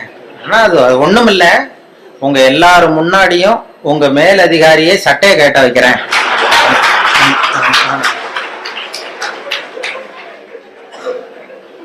அதனால சரியா போச்சு சார், 2900 ரூபா கொடுங்க சார் வாங்கிட்டான். அவரு அசந்து போய் சாரை கொண்டு போய் பக்கத்து ரூம்ல யாராவது விட்டுட்டு வாங்க, அவர்கிட்ட இனிமே யாரும் பேசாதீங்க சார், மரியாதையை அவரை நடத்துங்கன்னு சொல்லி கொண்டு உட்கார வச்சுட்டு, அதுக்கப்புறம் பார்த்து, தோழர்களே உங்களுக்கு நான் சொல்ல விரும்புறது என்னன்னா, இனிமே யாரும் தமிழ்நாட்டு பக்கம் விசாரிக்க போகாதீங்க, நீங்க போனா மத்திய பிரதேசம் உத்தரப்பிரதேசம் அப்படி எங்கேயாவது போங்க, தமிழ்நாட்டுக்கு போகாதீங்க அப்படின்ட்டாராம். அப்புறம் இத சொன்ன, இத பத்திரிகையில செய்தியை வச்சுக்கிட்டே இப்படி ஒரு கதையை உண்டு பண்ணி, இது ராணுவத்துல வேற மாதிரியான ஒரு ஜோக், அதை கொஞ்சம் மாதிரியா மாத்தி ஒரு கதையை உண்டு பண்ணி இதை ரேடியோல சொல்லிட்டேன். சொன்னதும் என்னாச்சு, அந்த ஒரு மந்திரி கிட்ட இருந்து ஒரு பிஏ வந்தார். அப்ப இருந்த மந்திரி அவரு பிஏ என்ன பண்ணுவாருன்னா, அந்த மந்திரி எப்போதும் இந்த இன்னொரு தகவல் கேட்டுட்டு உடனே அவர் பிஏ அனுப்புவாரு, என்கிட்ட அனுப்பி, இன்னைக்கு இந்த 20ஆம் தேதி ஒன்று சொன்னாரு, அதனுடைய காப்பி ஒன்று வாங்கிட்டு வா, இந்த மேடையில பேசுறதுக்கு எனக்கு வேணும் அப்படின்னு கேட்டு வழக்கமா வாங்கிக்கிறது வழக்கம். இந்த மாசத்துல தேதியை குறிச்சு அனுப்புவார். இந்த 8ஆம் தேதி ஒலிபரப்பானது, 10ஆம் தேதி, 12ஆம் தேதி, இதெல்லாம் ஸ்கிரிப்ட் வாங்கிட்டு வா, மேடை பேச்சுக்கு எனக்கு வேணும்னு கேட்பாரு. உடனே நாங்களும் அவர் அந்த பிஏ வந்தாருன்னா உடனே ஒரு செராக்ஸ் காப்பி எடுத்து அனுப்பிச்சிருவோம். இந்த கதையை சொன்னப்போ வந்துட்டார், இதை உடனே வாங்கிட்டு வான்னு அன்னைக்கு ஆள் வந்தது. உடனே நான் ஒரு காப்பி எடுத்து கொடுத்துட்டு, அப்புறம் நாங்க மனசுல நினைச்சுக்கிட்டோம், பாருங்க அவரே இதை வாங்கிட்டு போறாரு, சொல்லப்பட்டதே அவரை பத்தி தாங்கிறது தெரியாம அப்படின்னு சொல்லி அதை வேடிக்கை வச்சோம். இந்த விஷயத்த நீங்க வானொலியில ஒளிபரப்புறதுக்கு பெரிய சொல்லவே கூடாது. ஒரு தனி மனிதரையோ யாரையும் கேவலப்படுத்தக்கூடாது, கிண்டல் பண்ணக்கூடாது. அது வானொலியில சொல்றதுக்கு அனுமதி கிடையாது. எங்களுக்கு மெமோ கொடுத்துருவாரு அதிகாரி, அப்படி ஏதாவது தப்பா ஒருத்தரை கேலி பண்ணோம்னா. ஆனா இதை ஒண்ணுமே பண்ண முடியல அவரால். இது யாரையும் குறிப்பிட்டு தனிப்பட்ட முறையில யாரையும் சொல்லல அப்படிங்கிறதுனால இது எனக்கு ஒரு மெமோவும் கொடுக்கல, என்ன திட்டமும் இல்லை, அது தப்பு கண்டுபிடிக்கவும் இல்லை. அது காரணம் என்னன்னா, அதுல உள்ள அந்த கதை அம்சமும் நகைச்சுவையும் தான். அந்த வேடிக்கையும் அந்த கதையும் சேர்ந்துட்டுதுன்னா ஒரு இடத்துல சொல்லக்கூடாத விஷயத்த கூட சொல்ல முடியுதுன்னு பாருங்களேன். அதான் அனுபவம், அது நகைச்சுவைக்கு உள்ள மரியாதை. அப்படி நிறைய இதை சொல்லியிருக்கிறோம். சொல்லி அந்த எல்லா சப்ஜெக்டுக்கும் ஒவ்வொரு கதையை உண்டு பண்றது. கோவப்படம், சினம் தவிர்த்தல் அப்படின்னு ஒண்ணு, அப்புறம் சகிப்புத்தன்மை, இப்படி எல்லாத்துக்கும் ஒரு கதையை உண்டு பண்ணி சொல்றது வழக்கம். சினம் தவிர்த்தல்னா அந்த வேதாத்திரி மகரிஷி அதுல சினம் தவிர்த்தல்னு ஒரு பயிற்சியை கொடுப்பாங்க. அது மாதிரி என்ன, இப்போ நான் வேதாத்திரி மகரிஷியினுடைய 95வது பிறந்த நாள் கூப்பிட்டுருந்தாங்க. அந்த ஆழியாருக்கு போயிட்டு வந்தேன் போன ஒரு 10-15 நாள் முன்னாடி. அப்போ எனக்கு ஒரு 15 வருஷத்துக்கு 10 வருஷத்துக்கு முன்னாடியே ஒருத்தர் சென்னையில் கூப்பிட்டார். சார், சினம் தவிர்த்தல்னு பயிற்சி நடத்துகிறோம், வாழ்க வளமுடன் அந்த வேதாத்திரி மகரிஷி, நீ கோவப்படாமல் இருக்கிறது எப்படின்னு பேசணும்னு என்னை கூப்பிட்டார். நான் சொன்னேன், நான் பயிற்சிக்கு வேணா வரேன், பேசுறதுக்கு வேண்டாம், எனக்கு பயிற்சி கொடுங்கன்னு. இல்லை சார், பயிற்சிலாம் நாங்கள் கொடுக்குறோம், நீ பேசிட்டு போ அப்படின்னாங்க. சரின்னு போய் எனக்கு தெரிஞ்ச மாதிரி நான் ஒரு கதையை சொல்லிட்டு வந்துட்டேன். இது மாதிரி சினம் தவிர்த்தல்னா எல்லாருக்கும் கோவம் வரும், ஒவ்வொருத்தர் ஒரு மாதிரி பண்ணுவாங்கன்னு சொல்லி ஒரு கதையை உண்டு பண்ணி, ஒரு மீனம்பாக்கம் ஏர்போர்ட்ல ஒரு ஜப்பானுக்கு போக வேண்டிய பிரயாணி லக்கேஜோட இருக்காரு. இந்த லக்கேஜை வாங்கி பிளேன்ல ஏற்றக்கூடிய தொழிலாளிகிட்ட அவர் அடிக்க போறாரு, சண்டைக்கு போறாரு, பெரிய மனுஷன். அவன் பதிலுக்கு முகம் சுளிக்கவே இல்லை, சிரிச்சுக்கிட்டே சரி சார் சரி சாருங்கிறான். இவர் அடிக்க போறாரு, திட்டுறாரு, கண்ணாமண்ணு பயிறாரு, கோவப்படுறாரு. அவனுக்கு கோவமே வரல. இவர் லக்கேஜை வாங்கி பிளேன்ல தொழிலாளி இவர் பாட்டு திட்டினாரு, சிரிச்சுக்கிட்டே சரி சரி சரின்னா கடைசியில லக்கேஜ் வாங்கிட்டு போயிட்டான். அப்புறம் பிளேன் வந்தது, அப்புறம் பிளேன்ல ஏறி இவரும் போயிட்டார். இதை பார்த்துக்கிட்டே ஒரு பேராசிரியர் உட்காந்துருக்காரு, சினம் தவிர்த்தல் பேராசிரியர். உடனே ஓடி போய் அந்த தொழிலாளியை கூப்பிட்டு வந்தார். இதை பாருப்பா, நாங்கள்லாம் சினம் தவிர்த்தல்னு பயிற்சி முகாம்லாம் நடத்துறோம், கோவப்படக்கூடாதுன்னு. உனக்கு கோவமே வரலையே, நீ எங்களுக்கு வகுப்பு நடத்தலாம் போல இருக்க. அந்த பெரிய மனுஷன் அவ்வளவு திட்டுனா, நீ பதிலுக்கு உன் முகம் சுளிக்கவே இல்லை, சிரிச்சுக்கிட்டே இருந்தே, அது எப்படி உனக்கு கோவமே வரலையான்னார். இப்போ அவன் சொன்னான், அப்படி இல்லை சார், மனுஷன்னு பிறந்தா கோவம் வரத்தான் செய்யும், அது அவங்கவுங்க பாணியில் அவங்கவுங்க டீல் பண்ணுவாங்க, அவ்வளவுதான். உனக்கு கோவம் வந்தது அவர் திட்டும் பொழுது அப்படின்னு. வந்தது சார், எனக்கு கோவம் வந்தது.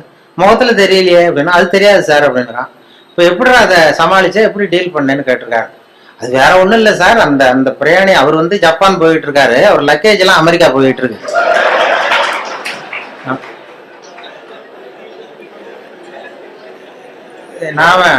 நாம எதுக்கு சார் அனாவசியமா வந்துட்டு சண்டை போடுறோம்? அதெல்லாம் வந்து ஒரு ஒரு டென்ஷன் ஆகக்கூடாது சார், அனாவசியமா டென்ஷன் ஆகக்கூடாது சார் அப்படின்னு சொல்லிட்டு இதை அவங்க கூட்டத்தில் நான் பேசிவிட்டு வந்துட்டேன்.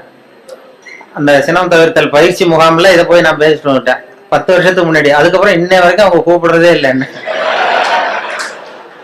இல்லை. அப்புறம் இப்போ கேட்டேன் ஒரு 10-15 நாளைக்கு முன்னாடி அவரை பார்த்து, ஏன் சார் மறுபடியும் ஒரு பயிற்சி முகாம்னா கூப்பிடுங்களேன் வரேன். அவங்க என்ன வேணாம் சார், நீங்கள் பயிற்சிக்கு வேணா வாங்க, பேசுறதுக்கு வேண்டாம், நாங்கள் பார்த்துக்கிறோம் அப்படின்ட்டார். ஏன்னா அவங்க ஒரு முறையாக அதை சொல்லி கொடுக்குறாங்க. கோவப்பட மனசை எப்படி கட்டுப்படுத்துறது, மனசை எப்படி பயிற்சி பண்றதுன்னு சொல்லி கொடுத்துட்டு இருக்கிறாங்க. அதுல போய் இப்படி குழப்பிட்டு நாங்க சொல்லி கொடுக்குறதையும் மறந்துடுவாங்க சார், நீ வேண்டாட்டான், அப்படி ஆயிடும். சினம் தவிர்த்தல்ங்கிறது ஒரு பெரிய பயிற்சி முகாமா நடத்தி இது பண்ணிட்டு இருக்கிறாங்க. அது மாதிரிதான் சகிப்புத்தன்மையை பத்தியும் சொல்றது, இதெல்லாம் ரேடியோவில் அப்பப்போ சின்ன சின்ன கதையை சொல்றது தான் இது. அவர் ஏன்னா அவர் செயலாளருங்கிறதுனால அவர்கிட்ட எப்போதும் கேட்டுக்கிறது, எவ்வளவு நேரம் சார் பேசணும்னு முதல் தடவை வந்தப்ப கேட்டேன். நீங்க எவ்வளவு நேரம் வேணாலும் பேசுங்க சார், நாங்க 10 நிமிஷத்துக்கு மேல உட்காந்துருக்க மாட்டோம் அப்படின்னாரு. அப்படி ஆரம்பிச்சவர் அவர். அதனால எப்போ முடிக்கணுங்கிறத கரெக்டா சொல்லு அப்படின்னு சொல்லி முதல் கூட்டத்துல எதிரில் உட்கார வச்சு ஒரு சிக்னல் கொடுத்தேன். அதாவது தலையை சொரிய சொல்லி, எப்போ முடிக்கணும்னு தோணுதோ அப்போ தலையை சொரிங்க, நான் முடிச்சுக்கிறேன் அப்படின்னு சொல்லி அவரை உட்கார வச்சு அது மாதிரி பண்ணிட்டு இருந்தேன். அது ஏன்னா இப்போ கும்பகோணத்துல அது மாதிரி ஒரு கூட்டத்துல ஆரம்பிச்சது. என் தம்பி சின்னம்மா பையன் தான் அங்கே அந்த ஒரு கிளப்பில் செக்ரட்டரி, அந்த டவுன் ஹால்னு ஒன்று. அவன் ஒருத்தர் இந்த மாதிரி கிளப் மெம்பருக்கு கூப்பிட்டு என்ன பேச சொன்னான். எவ்வளோ நேரம் பேசணும், நீ பாட்டுக்கு பேசு அப்படின்னா. அப்போ எப்போ முடிக்கணும்னு தோணுதோ நீ உட்காந்துக்கிட்டு தலையை சொல்லி நான் பார்த்து முடிச்சுக்கிறேன் அப்படின்னா. சரின்ட்டு வந்து உட்காந்துட்டான். பெரியவர்களே தாய்மார்களே என்னதான் உடனே சொல்லி ஆரம்பிச்சான். ஏன்ப்பா நீ முடிச்சு சொல்றியான்னா, இல்லை இல்லை அரிக்குதுன்னு சொல்றீங்க, நீ அது அது இனிமே பார்த்துக்க ஜாக்கிரதையா இருக்கேன்னா. அப்புறம் ஒரு மணி நேரம் தலையை அரிச்சா கூட பல்ல கடிச்சிட்டே உட்காந்துருந்தேன். அந்த அது மாதிரி அவர்கிட்ட சொன்னது அது பேச்சுங்கிறது அது மாதிரி சொல்லுவாங்க. ஏன்னா பேச்சாளர்கள் வந்து அவங்களுக்கு வந்து இந்த நேரம் ஆரம்பிக்கிறப்ப சிரமப்படா, அவர் முடிக்கிறது தெரியாது, எங்க முடிக்கிறது என்னன்னு ஒன்றும் புரியாது, அவங்க பாட்டு போயிட்டே இருப்பாங்க.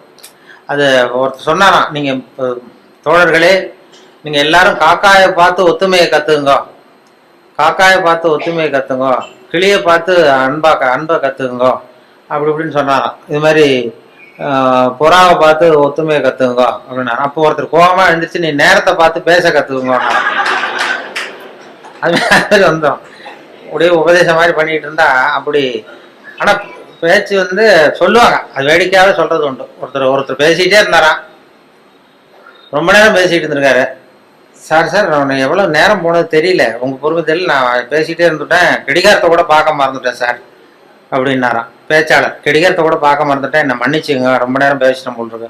ஆனால் ஒருத்தர் கோபமா எழுந்திரிச்சு சொன்னாராம், ஏன் கடிகாரத்தை தான் பார்க்க மறந்த, பின்னாடி மாட்டி இருக்கிற காலண்டரையாவது பார்க்க கூடாதா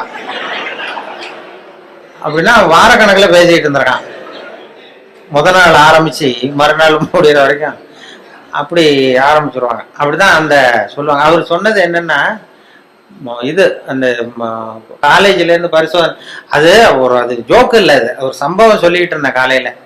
அதாவது இந்த இவங்க இதுல மாநில கல்லூரியில இருந்து மனோதத்துவ பேராசிரியர் ஒருத்தர் வந்தார். அவர் மாணவர்களெல்லாம் அழைச்சிட்டு வந்தார் என்கிட்ட. வானொலியில வேலை பார்க்குறப்போ இந்த பிரசிடென்சி காலேஜ்ல இருந்து சைக்காலஜி ப்ரொஃபஸர் அவரு சில ஸ்டூடெண்ட்ஸ் எல்லாம் அழைச்சிட்டு வந்தார் என்கிட்ட. வந்து சார் நாங்க ஸ்டூடெண்ட்ஸோட வந்திருக்கோம், உங்ககிட்ட உங்களுடைய ஒத்துழைப்பு தேவைன்னாரு. என்ன செய்யணும் சார்னா, உங்களை கொஞ்சம் டெஸ்ட் எல்லாம் பண்ணணும், சோதனை பண்ணணும்னாரு. ஏன் சார் நான் என்ன பைத்தியமா அப்படின்னேன். மனோதத்துவ பேராசிரியருங்கிறீங்க, என்ன வந்து சோதிக்கிறதுக்கு என்ன இருக்கு அப்படின்னு. இல்லை சார், எங்க பாடத்திட்டத்திலேயே இது ஒரு அம்சம், அதனால நாங்க வந்து ஒரு பயிற்சி கொடுக்கறது மாதிரி, டாக்டர்களுக்கெல்லாம் அப்புறம் படிப்பு முடிஞ்ச பயிற்சி கொடுக்குறாங்களா, அது மாதிரி பயிற்சி இது. அதனால வந்து சரி சார் நான் என்ன பண்ணணும்னு, எங்கள் ஸ்டூடெண்ட்ஸ் எல்லாம் ஒரு கேள்வி கேட்போம், நீ பதில் சொல்லணும், யோசிக்காம உடனே பதில் சொல்லணும். அது யோசிச்சா என்னை பத்தி கௌரவமா என்ன சில உண்மைகளை மறைச்சிருவேன், அதாவது மனசுல இருக்கிறது அப்படியே வெளில வராதான். கேள்வி கேட்டு முடிச்சதும் டக்குன்னு பதில் சொல்லிடணும். இது ஒரு 10 பேர் கேட்போம், நாங்கள் சொல்லணும்னாரு அந்த பேராசிரியர். சரி சார் கேளுங்க சார் நான் சொல்லிடுறேன் அப்படின்னா. அதே மாதிரி 10 பேரும் அவங்க டக்குன்னு படிச்சாங்க கேள்வியை, உடனே பதில் சொல்லிட்டேன். எதுவும் யோசிக்காம கிட்டுன்னு சொல்லிட்டேன். உடனே அவங்க 10 பேர் பேராசிரியர்லாம் தனியாக போய் உட்காந்து கணக்கு போட்டாங்க. எல்லாத்தையும் என் பதிலை வச்சு என்னத்தையும் கணக்கு கூட்டல் கழிச்சு எல்லாம் போட்டு கடைசியில் வந்து என்கிட்ட, சார் உங்கள் கேரக்டர் என்னங்கிறத நாங்கள் முடிவு பண்ணிட்டோம், உங்கள் கேரக்டர் என்னங்கிறத முடிவு பண்ணிட்டோம் அப்படின்னாங்க. என்ன சார் அப்படின்னு, உங்களை யாராலையும் ஜெயிக்க முடியாது சார் அப்படின்னாங்க. ஏன் அப்படி சொல்கிறீங்க அப்படின்னேன். அது ஏன் உங்களை யாராலையும் ஜெயிக்க முடியாதுன்னு சொல்கிறோம்னா, நீங்கள் எப்பவும் தோற்று போகிறதுக்கு தயாராக இருக்கீங்க. தோற்று போக தயாராக இருக்கிற ஒருத்தரை யாராலையும் ஜெயிக்க முடியாது, இதுதான் உங்கள் கேரக்டர் அப்படின்னு என்னை பற்றி அவங்க சொல்லிவிட்டு அதுக்கப்புறம் ஒரு புத்தி சொன்னாங்க. இந்த கேரக்டர் உள்ளவங்க எந்த தொழில் தொடங்கினாலும் அது உருப்படாது. அதாவது பிசினஸோ வியாபாரமோ எதை பண்ணாலும் உங்களுக்கு சரியா வராது, அந்த பிசினஸும் வீணா போடும். ஏதோ அதிர்ஷ்டவசமா அரசாங்கத்துல வந்து சேர்ந்துருக்கீங்க, இதுல வந்து உங்களுக்கு ஒன்றும் பெரிய இது ரிஸ்க் கிடையாது. அதனால இந்த மனோபாவம் உள்ளவங்க வந்து வேற வாழ்க்கையில வெற்றி அடைய முடியாது. அதாவது அந்த ஒரு தொழில் துறையிலேயோ ரொம்ப அந்த இது பண்ண முடியாதுன்ட்டார். அதை அந்த ரகசியத்தை அவங்கள்ட்ட சொன்னா அது எல்லாருக்கும் சொல்லுங்கன்னு சொல்லிட்டாரு. அது அது மாதிரி அது சில பேர் ஒவ்வொருத்தருடைய கேரக்டருக்கு தகுந்த தொழில் அமையணுமா, அப்படி பண்ணாதான் அது நல்லது. அதனாலதான் சொல்லுவாங்க, என்ன சில இதுல இந்த இந்த மனோபாவத்துல சில வசதி உண்டு. வாழ்க்கையில வந்து ஜெயிக்கிறது தான் சந்தோஷம்னு நாம நினைச்சுக்கிட்டு இருக்கிறோம். தோத்து போறது தான் உண்மையான சந்தோஷம். அது இப்போ என் பேரனோட விளையாடி தோத்து போகும்பொழுது ஜெயிக்கிறத விட சந்தோஷமா இருக்கு. சின்ன குழந்தைகள்கிட்ட, பக்கத்து வீட்டு குழந்தைகள்கிட்ட நான் விளையாடி தோத்து போறேன், அது எனக்கு ஜெயிக்கிறத விட சந்தோஷமா இருக்கு. தோத்து போறது தான் சந்தோஷம்ங்கிறத தெரிஞ்சுக்கிறதுக்கு எனக்கு 60 வருஷம் ஆயிருக்கு. இது வரைக்கும் ஜெயிக்கிறது தான் சந்தோஷம்னு நினைச்சுக்கிட்டு இருந்தோம். அது இல்லை, அது வாழ்க்கைங்கிற பந்தயத்துல தோற்று போக கற்றுக்கொள்ளுங்கம்பாங்க. வாழ்க்கைங்கிற பந்தயத்துல, ஓட்ட பந்தயத்துல நீங்க ஜெயிக்கிறதுக்கு கத்துங்க. அதாவது ஒரு ஓட்ட பந்தயம் நடந்துகிட்டு இருந்ததான், ஒரு 10 பேர் ஓடிட்டு இருந்தான். முதல்ல ஒருத்தன் ஓடுறான், அவன் தான் ஜெயிக்க போறான். அந்த வின்னிங் பாயிண்ட் ஜெயிக்கிற கட்டத்துல பின்னாடி வந்தவன் தடுமாறி கீழே விழுந்துட்டான் பந்தயத்துல. உடனே முன்னாடி ஓடிட்டு இருந்தவன் டக்குன்னு நின்று அந்த விழுந்தவனை தூக்கிட்டு ஓரமா போயிட்டான். விழுந்தவனை தூக்கி அவனை தொடச்சி அவனை ஆசுவாசப்படுத்தி கொண்டு போட்டான். 3வதா வந்தவன் முதல்ல வந்துட்டான். ஜெயிச்சதும் கூப்பிட்டு பரிசு கொடுத்தாங்களாம். இதுல போட்டி முடிஞ்சதும் அந்த 3வதா ஃபர்ஸ்ட் வந்தவனுக்கு பரிசு கொடுத்துட்டாங்க. அப்புறம் இந்த முன்னாடி வந்து இவனை தூக்கிட்டு போனான்ல, அவனை கூப்பிட்டு அவனுக்கு ஒரு பரிசு கொடுத்தாங்களாம். கொடுத்துட்டு அவர் சொன்னாராம், அந்த பரிசு கொடுத்தவர், அவன் ஓட்ட பந்தயத்துல அவன் ஜெயிச்சுட்டான், ஆனா வாழ்க்கைங்கிற பந்தயத்துல நீ தான் ஜெயிச்சிருக்கிற, இதுதான் உண்மையான வெற்றி. நீ தோத்து போறதுதான் உண்மையான வெற்றி, உன்னுடைய தோல்வி தான் வெற்றிக்கு காரணம், உன்னுடைய தோல்வியை பாராட்டுகிறோம் அப்படின்னு சொல்லி பாராட்டினாங்களாம். அப்படி அந்த தோல்வி கூட நமக்கு மகிழ்ச்சி, அந்த நுணுக்கமா அது தத்துவார்த்தமா புரிஞ்சிக்க வேண்டிய விஷயம்.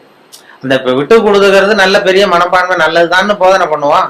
ஒரு ஓட்டப்பந்தயத்துல பின்னாடி வர்றவனுக்கு விட்டு கொடுத்துருவோமா, நீ போடா முன்னாடி, விட்டு கொடுக்கறது தான் நல்லதுன்னு சொல்றாங்க, நீ முன்னாடி போனா மெதுவா வரேன்னு சொல்ல மாட்டோம்.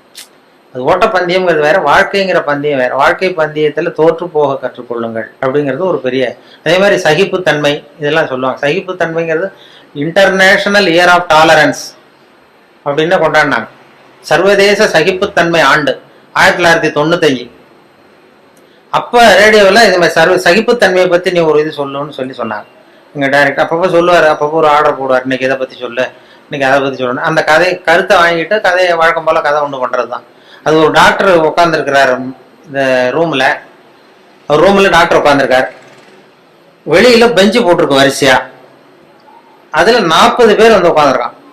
40 பேரும் டாக்டரை பார்க்கறதுக்கு. 40 பேர் சட்டையும் கட்டி பக்கத்துல வச்சிருக்கான். 40 பேர் வாயிலையும் 40 தெர்மாமீட்டர் இருக்கு. இது எதுக்கு வந்தான்னு தெரியல, எல்லாரும் தெர்மாமீட்டரோட வரிசையா உட்காந்துருக்காங்க. அப்போ ஒருத்தன் செவுத்துல ஆணி அடிக்கிறதுக்கு காலண்டர் மாட்டுற ஆணி அடிச்சுனா விரல் நசுக்கி போச்சு அதே தெருவில். சரி நம்ம தெரு டாக்டர் தானேன்னு ஓடி வந்து நர்ஸை மாட்டேன், நர்ஸு இது சிஸ்டர் இதில் ஏதாவது மருந்து போடுங்கன்றான். இதெல்லாம் மருந்து நீ 41வது ஆளா உட்காருன்னு இருக்கு. இல்லையே நான் விரல் தானேன்னு இருக்கான். அதெல்லாம் கேட்காத உட்காருன்னு உட்காந்தான். சட்டை கேட்டுன்னு இருக்கு, மறுபடியும் விரலை காட்டிடுறான். அதெல்லாம் நீ எங்க அடிபடுவான்னு சட்டை கேட்டுன்னு எல்லாரையும் பாருனதும் எல்லாம் கட்டி வச்சுறான். இவனும் கட்டி வச்சுட்டான். வச்சுட்டு வாயை திறந்ததும் தெர்மாமீட்டர் வச்சுட்டு ஓடி போச்சு. இவன் வாயில தெர்மாமீட்டர் வச்சுக்கிட்டே யோசிக்கிறான், எதுக்கு தெர்மாமீட்டர் வச்சு பாக்குறாங்க, நாங்க விரல் தானே நசுக்கிட்டு வந்தோம் அப்படின்னு பார்த்தா அவன் விரல் நசுக்கிருக்கான்னு எட்டி பாக்குறான். அவனுக்குலாம் நல்லா இருக்கு. சரி எதுக்குடா வந்தேன்னு கேட்கணும்னா வாயை திறக்க முடியல. அவனும் ஏதோ சைகையிலேயே பதில் சொல்றான், வாயில மூடிக்கிட்டு அப்படி இப்படின்னு ஏதோ சொல்றான், புரியல. 40 பேரும் 40 கதையோட உட்காந்துருக்கான். ஆனா 40 பேர் வாயிலும் தெர்மாமீட்டர், கண்ணு செவந்து இருக்குது, வாய் உப்பி இருக்கு, பதில் சொல்ல முடியல, பேச முடியல, சகிச்சுக்கிட்டு உட்காந்துருக்காங்க.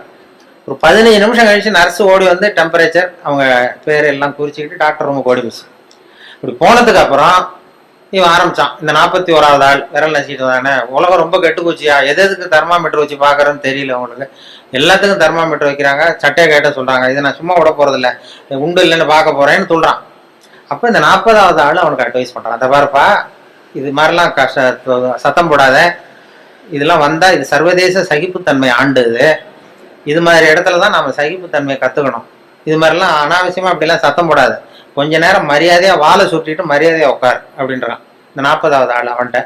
அப்படி சொன்னதும் அவனுக்கு இன்னும் கோபம் வந்துட்டுது. 41வது ஆள் விரல நீ எனக்கு இவ்வளவு புத்தி சொல்றியடா, நீ எதுக்கு வந்த அப்படின்னு இருக்கான். நான் தபால் கொடுக்க வந்தவையா,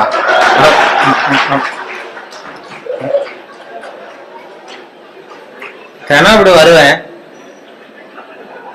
வருவேன் சட்டையை கேட்ட சொல்லுவாங்க, நான் கேட்டு வைப்பேன், தெர்மாமீட்டர் வச்சு பார்ப்பாங்க. அதுக்கப்புறம் எடுத்துட்டு போனதும் மறுபடியும் சட்டையை மாட்டிக்கிட்டு நான் பாட்டு தபால் கொடுத்துட்டு போயிடுவேன். இதுல என்ன கெட்டு போயிட்டோம்? எல்லாரும் சகிப்புத்தன்மையை வளர்த்துங்கப்பா எல்லாரும் அப்படின்னு சொல்லிட்டு போனாங்களாம். அது மாதிரி இது மாதிரி சந்தர்ப்பத்தை எல்லாம் நீங்க அதை வளர்த்துக்கலாம், சகிப்புத்தன்மை வளர்த்துக்கிறது, சிரிக்க கத்துக்கிறது அப்படின்ட்டு. அதனால இன்னும் நேரமும் ரொம்ப ஆயிருக்கும்னு நினைக்கிறேன். இன்னும் ரொம்ப அது மாதிரி அந்த சொல்லுவாங்க, ஒரு பேச்சாளர் ரொம்ப வேகமா எங்கேயோ போயிட்டு இருந்தாராம், வேகமா வந்துட்டு இருந்தாராம். வரும்பொழுது ஒரு சிங்கம் வழிமறிச்சுதான், நான் உன்னை சாப்பிட போறேன் இருக்கு சிங்கம். ஐயோ நீ என்னை சாப்பிடாத, நான் ஒரு முக்கியமான கூட்டத்துல பேச போயிட்டு இருக்கேன் அப்படின்னாராம். ஐயோ அதெல்லாம் முடியாது, எனக்கு பசி தான் முக்கியம் இருக்கு சிங்கம். என்ன நீ என்ன அவ்வளவு நல்லா பேசுவியா அப்படின்னு தான் சிங்கம் அந்த பேச்சாளர். ஐயோ அதை ஏன் கேட்குற, நான் பேச ஆரம்பிச்சேன்னா கேட்கறவங்க அப்படியே மயங்கி விழுந்துருவாங்க, நீ இங்கேயே பேச, நான் மயங்கி விழறேன் நான் பார்ப்போன்றது சிங்கம். அங்கே ஆரம்பிச்சாரு, பெரியவர்களே தாய்மார்களேன்னாரு, உடனே கரகரன்னு சுத்தி விழுந்துட்டு அப்படியே மயக்கம் போட்டு வந்துடுத. ஆஹா இதுதான் நேரம் நம்ம தப்பிக்கிறதுன்னு மெதுவா பாம்பு மாதிரி நெளிஞ்சு போனாராம். எழுந்திரிச்சு ஓடனா அந்த அதிர்ச்சியில அவன் முடிச்சுக்கிட்டான்னா மயக்கம் தெளிஞ்சிரும்ல, அந்த சிங்கத்துக்கு மயக்கம் தெளிஞ்சிரும். அதனால மெதுவா நழுவி அப்போ கொஞ்சம் தூரம் போய் எழுந்திரிச்சு ஒரே ஓட்டமா ஓடி போட்டான். ரொம்ப தூரம் ஓடுறான், வேருக்கு ஓடுது, மூச்சு வாங்குது, சிங்கம் பின்னாடி துரத்துதா அங்கேயே கிடக்கான்னு திரும்பி பார்க்கறதுக்கு கூட தைரியம் இல்லை, அவ்வளவு தூரம் ஓடி போட்டான். ரொம்ப தூரம் போய் ஒரு இடத்துல மூச்சு வாங்க நின்று திரும்பி பார்த்தான், சிங்கம் அப்படியே கிடக்கா. என்னென்ன மூச்சு வாங்குது, வேற தொழுது பார்த்தா சிங்கம் அப்படியே கிடக்கு, மயங்க விழுந்தது, எழுந்திரிக்கவே இல்லை, அப்படியே கிடக்கு. இவன் அங்க இருந்து அந்த சிங்கத்தை பார்த்துட்டு மனசுல நினைச்சுக்கிட்டானா, நல்ல வேளை நம்ம பேசினதை கேட்டுவிட்டு அந்த சிங்கம் மயங்கி விழுந்ததுனால நாம தப்பிச்சோம் அப்படின்னு அவன் நினைச்சுக்கிட்டானா. அதே நேரம் அந்த சிங்கம் லேசா ஒரு தலையை தூக்கி ஒரு கண்ணால அவனை பார்த்துட்டு இது நினைச்சுக்கிட்டு தான், நல்ல வேளை மயங்கி விழுந்தது மாதிரி நடிச்சதுனால நாம தப்பிச்சோம், இல்லைன்னா அவன் பேசியே கொண்டிருப்பான் நம்மள அப்படின்னு இதை நினைச்சுக்கிட்டு தான். அது எதுக்குன்னா இப்ப உங்களை எல்லாம் பார்த்தா அந்த சிங்கத்தோட முகம் மாதிரி தெரியுது, ஏன்னா பசி நேரம் வந்துட்டுது. அதனால இதுக்கு மேலே